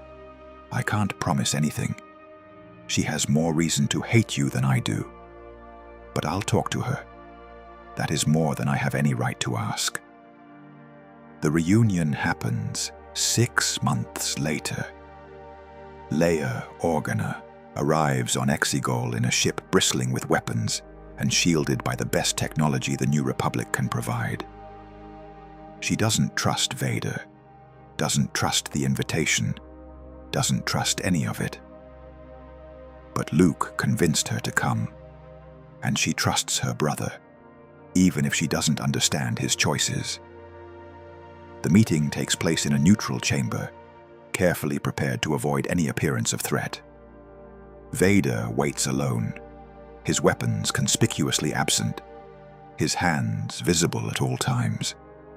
When Leia enters, flanked by guards who look like they'd rather be anywhere else, he rises slowly and inclines his head. "Princess Leia, Senator." His voice is carefully controlled. "Thank you for coming." Leia's eyes are hard, and Luke can feel the anger radiating from her through the Force. "I didn't come for you. I came because Luke asked me to, because he seems to think there's something here worth seeing. There is. But first, I owe you something that cannot wait." Vader takes a single step forward, and Leia's guards tense, hands moving toward their weapons. "I owe you an apology." The word hangs in the air. Leia's expression doesn't change, but Luke feels something shift in her emotions. Surprise, confusion, the first crack in the armor she's built around her heart. "An apology," she repeats flatly, "for Alderaan." Vader's voice is quiet now, almost gentle. "I did not give the order to destroy your world. That was Tarkin's doing, approved by Palpatine. But I stood on that battle station and did nothing to stop it. I felt billions of lives cry out in terror and be silenced, and I told myself it was necessary. It was not.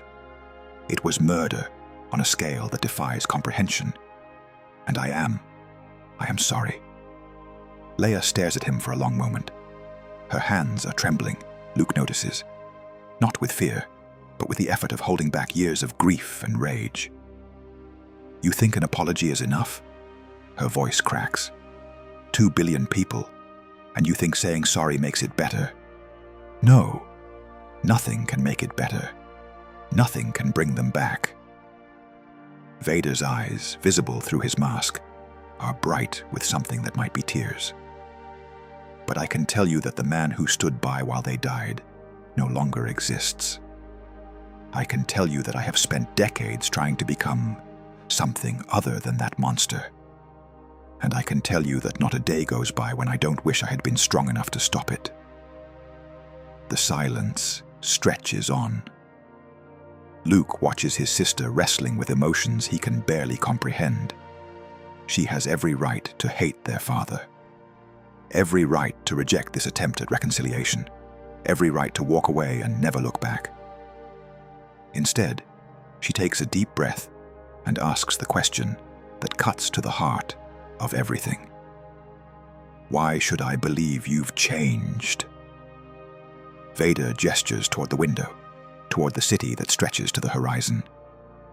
"Walk with me. See what I've built. Talk to the people who live here. And then decide for yourself."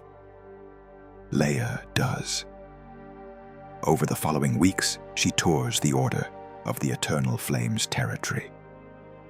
She visits schools and hospitals, military installations and refugee camps. She talks to former slaves who now hold positions of authority, to Chiss officers who fought alongside Vader for years, to citizens who remember what their lives were like before the Chosen One brought order to the chaos. The picture that emerges is complex. The Order is not a democracy. It doesn't pretend to be.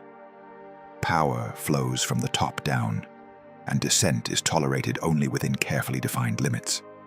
But within those limits, there is genuine prosperity, genuine safety, genuine hope. It's not what she expected. It's not what she wanted to find. "He's not who I thought he was," she admits to Luke one evening. "I wanted him to be a monster. It would have been easier if he was still a monster. But this, I don't know what this is." "Neither do I." Luke puts his arm around her. "But I think it's worth trying to figure out." The negotiations that follow take months. Leia serves as the New Republic's representative, working with Vader's advisors to establish formal relations between the two powers. It's not an alliance exactly. The Order of the Eternal Flame remains independent, with its own laws and its own goals. But trade routes are opened, information is shared, and a permanent diplomatic mission is established on Exegol, staffed by New Republic citizens who will live among the people of the unknown regions. It's a first step, nothing more. But it's enough. Vader watches his children leave when the negotiations are concluded. They're returning to the known galaxy, to their responsibilities with the New Republic. Leia has not forgiven him. That may never happen, but she has acknowledged that he is no longer her enemy. That, for now, is enough.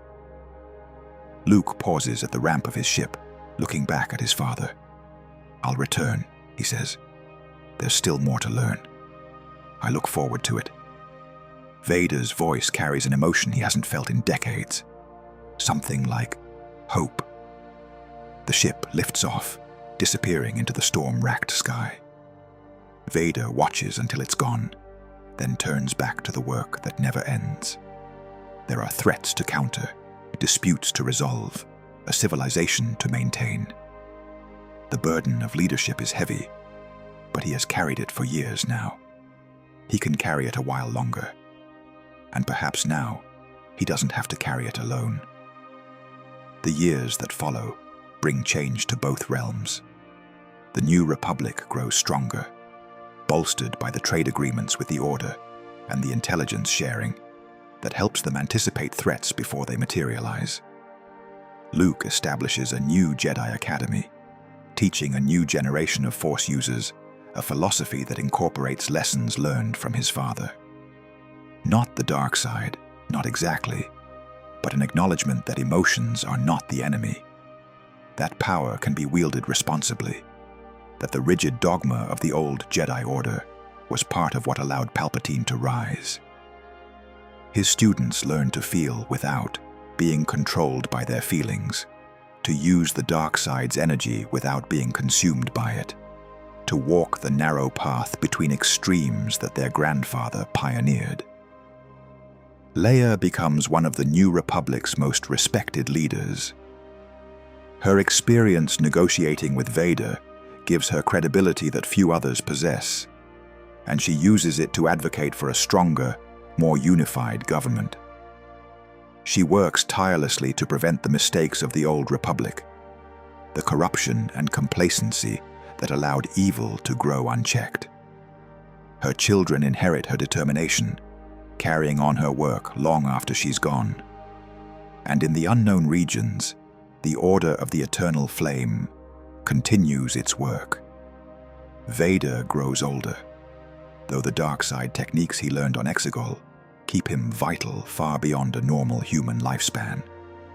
The decades pass, and still he serves as the anchor of stability for a region that once knew only chaos. He has become something unprecedented in galactic history, a Dark Lord who rules justly, a Sith who serves his people rather than himself, a monster who has found redemption not through death, but through a lifetime of difficult choices. His children visit regularly, sometimes bringing their own children, grandchildren who look at their strange grandfather with a mixture of fascination and wariness. They've heard the stories, of course. The whole galaxy has heard the stories. But meeting him in person is different.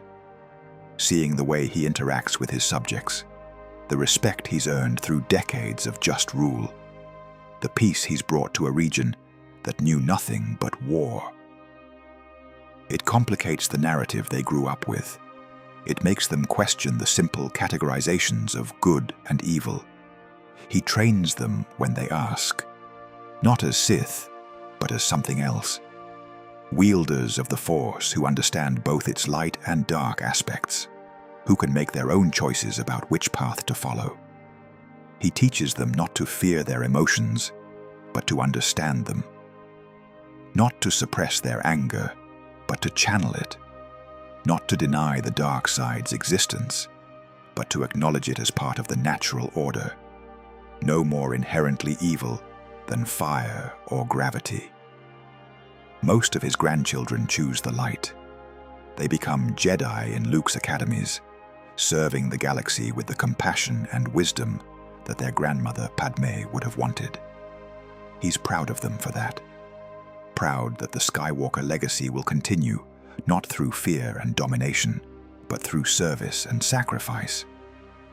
But a few choose differently. A few feel the call of the dark side more strongly, sense its power more acutely. For them, he provides a different kind of training, not the corruption that Palpatine offered, the path that leads inevitably to madness and destruction. Something else. The path he walked himself, through the temples of the Eternal, learning to wield darkness without being consumed by it. These grandchildren become something new, Not Jedi, not Sith. Guardians of the balance, walking the narrow edge between extremes, using whatever tools the Force provides to maintain the stability their grandfather fought so hard to achieve. He's proud of them too, perhaps even prouder, because they prove that his philosophy works, that the dark side doesn't have to mean corruption, that power doesn't have to mean tyranny, that the Chosen One's legacy can be something more than blood and ashes. One day, decades after their first meeting on Exegol, Luke comes to his father with a question that has been building for years. What happens when you're gone? Vader considers the question. His body is failing, finally, despite all his efforts to maintain it. The dark side can extend life, but it cannot preserve it forever. He has perhaps a few years left, maybe less. The Order will continue, he says finally. The systems I've built, the people I've trained, they don't need me anymore. They haven't for a long time. I am a symbol now, more than a ruler. When I die, that symbol will be honored, and life will go on. And your legacy? Vader looks at his son, at the man he's become. Luke Skywalker is no longer the young, uncertain warrior who first came to the unknown regions. He is a master of the Force in his own right, a teacher, a leader. He has taken the lessons his father taught him and transformed them into something new. My legacy is standing in front of me, Vader says, and sitting in the New Republic Senate, and training in academies across the galaxy. I was the chosen one, Luke. For years, I didn't understand what that meant. I thought it meant power. I thought it meant destiny. But I was wrong. What does it mean? It means change. Vader's voice is tired but peaceful. The galaxy before me was trapped in cycles of destruction. Jedi and Sith, Republic and Empire, war after endless war. I was supposed to bring balance.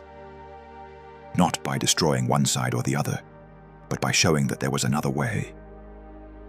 And I did. Not perfectly, not without terrible cost.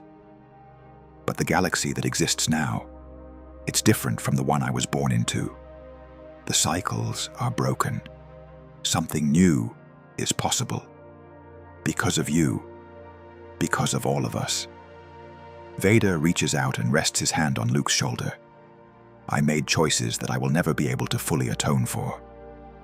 I caused suffering on a scale that defies imagination. But I also created something. I raised children who are better than me. I built a civilization that has brought peace to millions. I showed the galaxy that the dark side doesn't have to mean destruction. That is my legacy. And I am content with it. Luke feels tears prickling at his eyes. He spent decades coming to terms with his father's past, with the monster he was and the man he became. It's never been easy. There are still nights when he wakes from nightmares about the Jedi Temple, about Alderaan, about all the atrocities committed in Vader's name. But there are also mornings when he looks at what his father has built and feels something like pride. I'll miss you, he says simply. I know. Vader's hand tightens on his shoulder, but I won't truly be gone. The Force binds all things together, Luke. Even death cannot sever that connection. When you reach out, I'll be there. Not as a voice, perhaps. Not as a presence you can speak with, but as part of the fabric of existence itself. Part of the balance I was always meant to serve. They stand together in silence for a long moment, father and son, as the storms of Exegol rage around them. The darkness is still there, will always be there. But it's no longer frightening. It's just another part of the universe, no more or less natural than the light. When Vader finally dies, it's peacefully, in his private chambers, surrounded by the few people he's allowed himself to care about. His children are there, his grandchildren. are Alani, ancient now but still sharp, still loyal. Members of the Eternal who have served him faithfully for decades. His last words are quiet, meant only for Luke. "Tell your sister," he whispers. "Tell her I finally understand what I took from her." The weight of that understanding, the full horror of Alderaan, has grown heavier with each passing year. 2 billion souls. 2 billion lives. Families and children and dreams and futures, all erased in an instant while I stood and watched. Tell her I'm sorry. Truly sorry. Not because I expect forgiveness, but because she deserves to know that even monsters can learn to feel the weight of what they've done. "I will," Luke promises. "And tell her," Vader continues, his voice barely audible now. "Tell her that her mother would have been proud of who she became. Padme believed in democracy, in justice, in fighting for what was right even when the cost was everything. Leia inherited that fire. She carries it forward. That is the legacy that matters. Not mine. Hers." Luke feels tears streaming down his face. He doesn't try to stop them. "One more thing," Vader whispers. His hand, once strong enough to crush throats and bend metal, trembles as it reaches for his son's face. "You asked me once what I hoped to become. I didn't have an answer then. I do now. I hoped to become a father worthy of his children. I failed at that for most of your lives. But these last years, watching you grow, watching Leia grow, watching your children take their first steps, it was enough. It was more than I deserved. And it was everything." His eyes close. The mechanical breathing that has been his constant companion for decades begins to slow. Vader nods once, closing his eyes.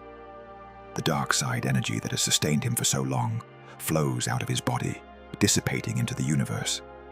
And in that moment of release, something unexpected happens. His body doesn't simply die, it transforms. The physical form that has carried him through a century of pain and redemption dissolves into light, merging with the Force in a way that shouldn't be possible for a dark side user. But Vader was never simply a dark side user. He was the chosen one, the one who would bring balance, and in the end, balance is exactly what he achieved. Luke feels his father's presence join the cosmic flow, becoming one with the Force that binds all living things. It's not the immortality that Palpatine craved, not the continuation of individual ego beyond death. It's something greater than that, something that transcends the boundaries between light and dark, life and death, past and future. Anakin Skywalker, who became Darth Vader, who became the Chosen One, is finally at peace. The funeral is attended by beings from across 2 galaxies. Representatives from the New Republic stand alongside members of the Eternal.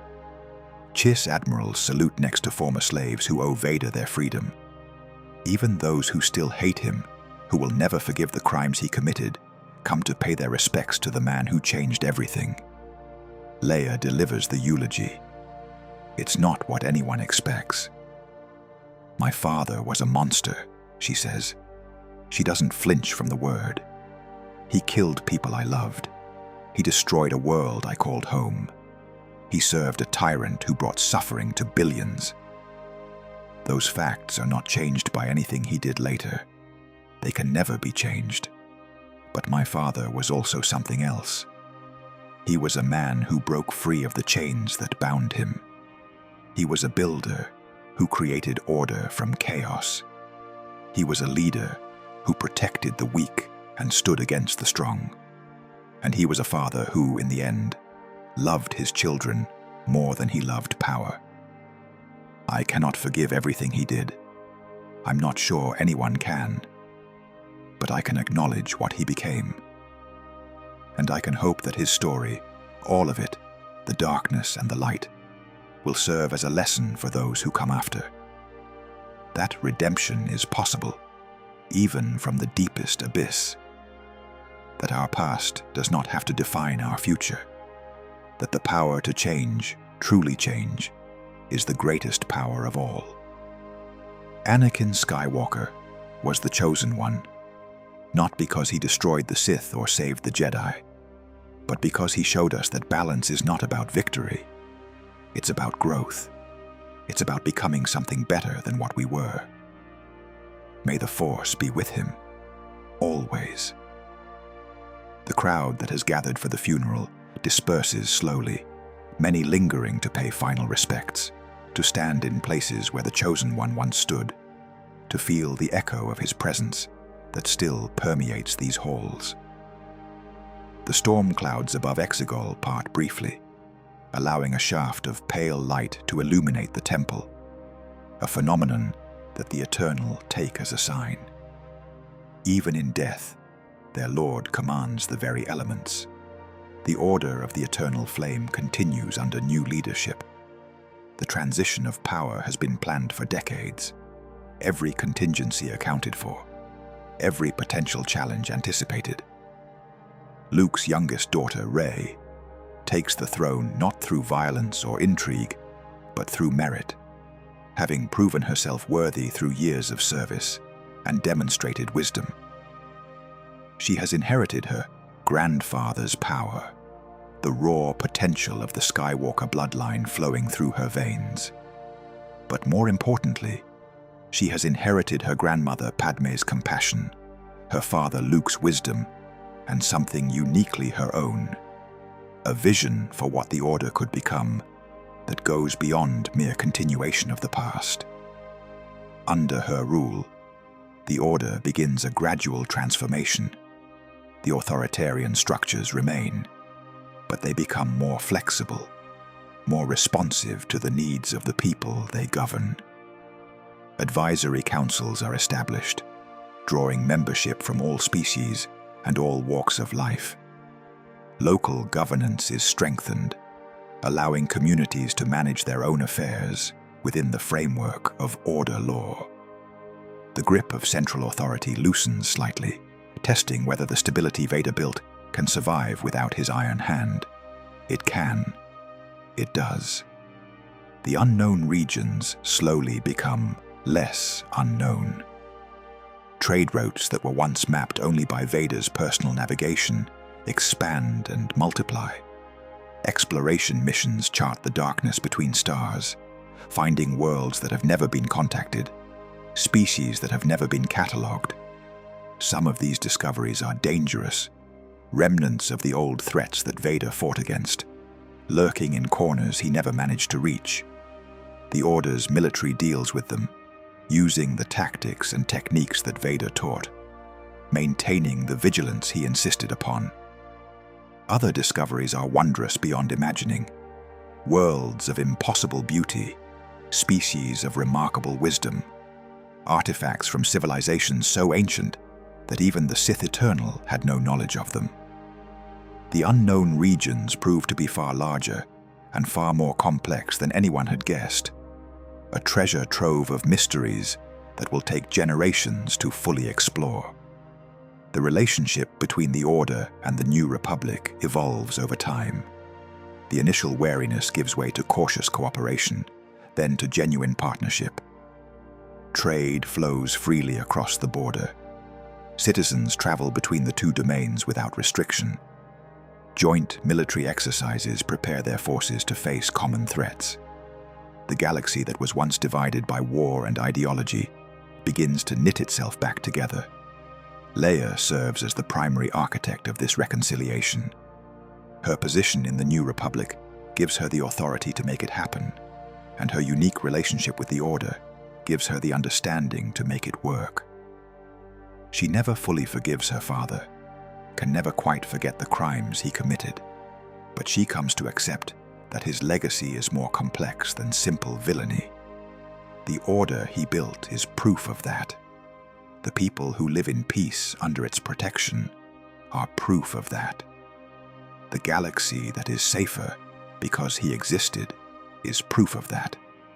She dies in her sleep, decades after her father, surrounded by children and grandchildren and great-grandchildren. Her final thoughts, according to those who were with her, were of her parents, of Padme, who she never knew, of Anakin, who she came to understand, and of the force that binds all things together, that connects the living to the dead, that transforms endings into new beginnings. Luke survives his sister by many years, outliving most of his generation, sustained by the Force and by the purpose that keeps him moving forward. He continues to teach, to train new generations of Force users in the philosophy he developed from his father's lessons. His students call themselves Grey Jedi, acknowledging both the light and the dark that exist within them, striving for the balance that the Chosen One prophecy always promised. The Jedi academies that Luke establishes spread across both the Order and the Republic, creating a network of Force users who are loyal not to any political entity, but to the Force itself. They serve as peacekeepers, diplomats, scientists, explorers. They investigate the mysteries of the unknown regions. They maintain the balance that Anakin achieved through a lifetime of struggle. When Luke finally passes, he does so in the same manner as his father, his body dissolving into pure Force energy, merging with the cosmic flow that underlies all existence. Those who are present feel him join the great tapestry, his individual consciousness dispersing into something larger, something that encompasses everything that has ever been and everything that ever will be. And in that tapestry, father and son are reunited, not as distinct personalities, not as individuals who can speak and interact, but as threads in a greater pattern, components of a design too vast for mortal minds to comprehend. The Skywalker legacy doesn't end. It transforms. It becomes part of the Force itself, influencing events in ways that none can predict, but many can feel. The lessons of the Chosen One remain. In Jedi academies across the galaxy, students learn about Anakin Skywalker. They learn about his fall and his redemption, about the dangers of rigid ideology and the power of genuine change. They learn that the Force is not simply light or dark, but a spectrum of possibilities that each user must navigate for themselves. In political councils, leaders remember the order of the eternal flame. They remember how a single individual, wielding power responsibly, can bring stability to chaos. They remember that authority, used wisely, is not the same thing as tyranny. And they try, not always successfully, to build governments that protect their citizens without oppressing them. The lessons Vader taught through his actions, through his very existence, echo through the halls of power across the galaxy. When senators debate policy, they ask themselves what the Chosen One would do, not because they worship him, not because they agree with all his methods, but because his example provides a useful framework for thinking about difficult problems. Would this law protect the weak or enable the strong to exploit them? Would this military action prevent suffering or merely relocate it? Would this economic policy create prosperity for all or concentrate wealth among the few? The questions are eternal, but Vader's example provides new ways to answer them. His philosophy has been formalized, studied, debated, and refined over the generations. Scholars write dissertations analyzing his decisions. Military academies study his campaigns. Political theorists examine his governmental structures.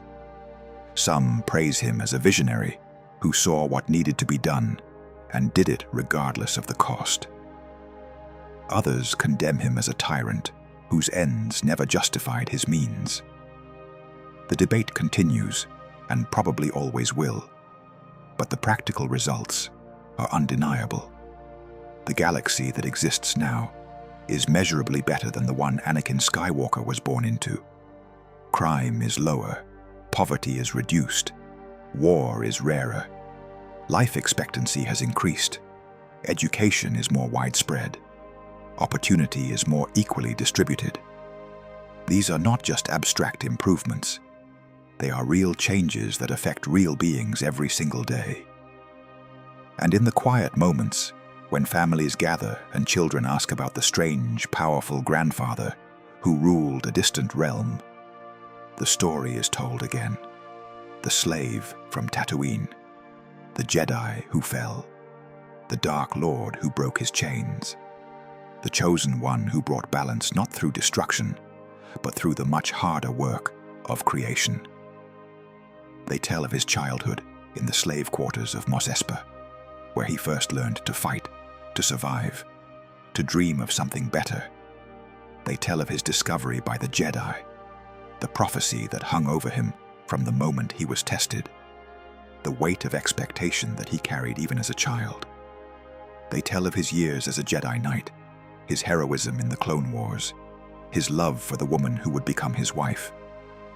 And they tell of his fall, the visions that tortured him, the manipulation that exploited his fears, the moment when he knelt before a monster and pledged himself to darkness, the blood he spilled, the lives he destroyed, the transformation from Anakin Skywalker into Darth Vader, from hero into horror. But they also tell of his redemption. Not the easy redemption of death and absolution, but the harder redemption of survival and transformation. The escape from Mustafar, the crash landing on a frozen moon, the ancient holocron that showed him another way, the years of struggle and growth and painful self-discovery that turned a broken man into something unprecedented. They tell of the battles he fought, the enemies he defeated, the civilizations he protected. They tell of the temples he discovered and the knowledge he gained. They tell of the order he built and the peace he brought to a region of space that had known nothing but chaos for millennia. And they tell of his death, the peaceful passing after a century of life, the body dissolving into pure force energy, the spirit joining the cosmic flow that binds all things together. It's not a simple story. It's not a comfortable one. There are moments of heroism and moments of horror, triumphs and tragedies woven together in a tapestry too complex for easy moral judgments. But that's what makes it true. That's what makes it valuable. The younglings in the temple, the soldiers on both sides of a manufactured war, the innocents on Alderaan, the slaves freed from Vagari chains, the civilizations saved from Grisk manipulation, the generations born into peace because one man, one deeply flawed and terribly powerful man, chose to break free of the patterns that bound him. How do you weigh those scales? How do you balance the blood on his hands against the lives those bloody hands protected? The philosophers of the new academies debate this endlessly, as philosophers always have and always will. Some argue that no amount of good can justify the evil that preceded it. Others counter that the universe doesn't work on human scales of justice, that what matters is the net result, the direction of the arc. Most simply acknowledge the complexity and move on, understanding that some questions have no clean answers. What they all agree on is that Anakin Skywalker changed everything. The Chosen One prophecy spoke of bringing balance to the Force, but the Jedi interpreted that through their own lens, assuming balance meant the destruction of the dark side. They were wrong.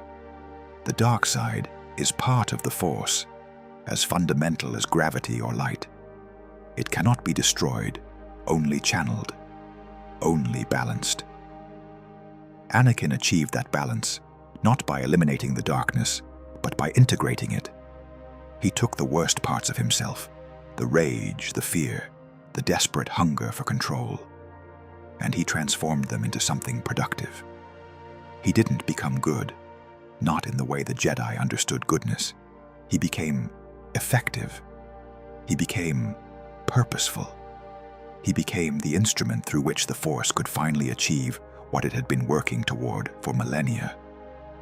The galaxy that emerges from his legacy is neither the utopia the idealist dreamed of, nor the dystopia the cynics predicted. It's simply better than what came before. More stable, more just, more capable of handling the challenges that inevitably arise. The tools exist now to prevent the rise of another Palpatine, to catch manipulation before it spreads, to respond to threats before they become existential.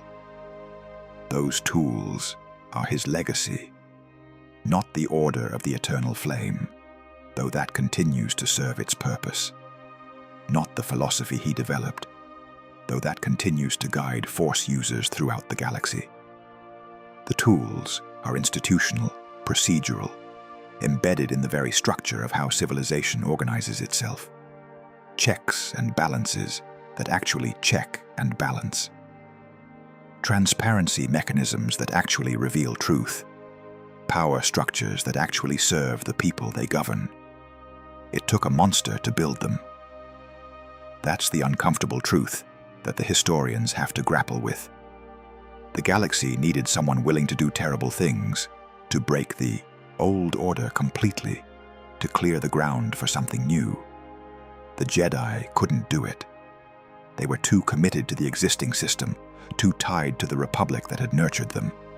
The Sith couldn't do it. They were too obsessed with power for its own sake, too willing to sacrifice the future for the present. It took someone who was both and neither. Someone who understood the weaknesses of both philosophies because he had lived them both. Someone who had enough power to reshape reality and enough vision to know what shape it should take. The chosen one. The galaxy is different now, better in many ways. The cycles of destruction that defined its history for millennia have been broken, and something new is growing in their place. Not perfect, never perfect, but alive with possibility in ways that would have seemed impossible a century ago. And somewhere, in the cosmic flow of the Force that binds all things together, Anakin Skywalker watches, not with the ego of a Dark Lord seeking immortality, but with the peace of a spirit that has finally found its place in the grand design. He was the chosen one. He brought balance. And now, at last, he is free.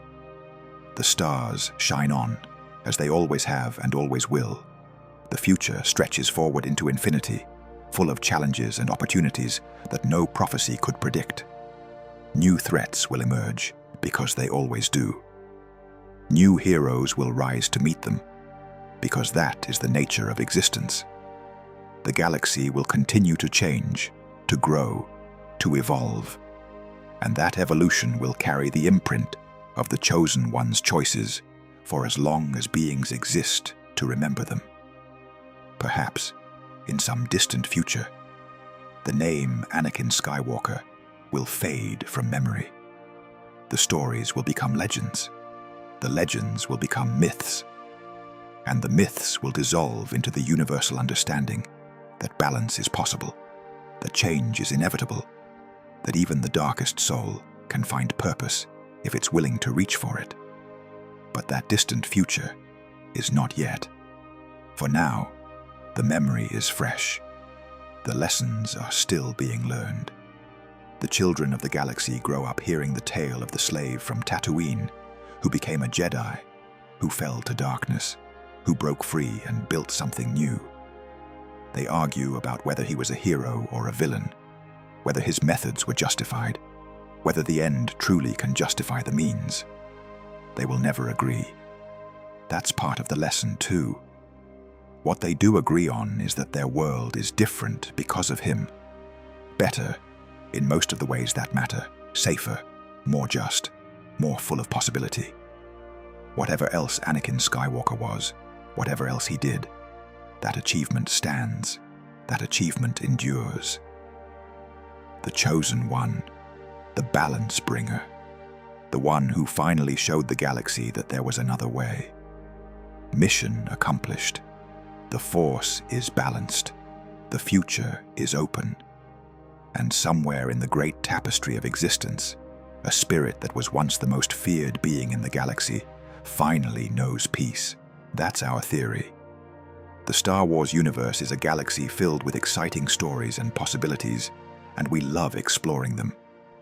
If you want to accompany us on this journey to a galaxy far, far away, then please like, share, and subscribe to our channel.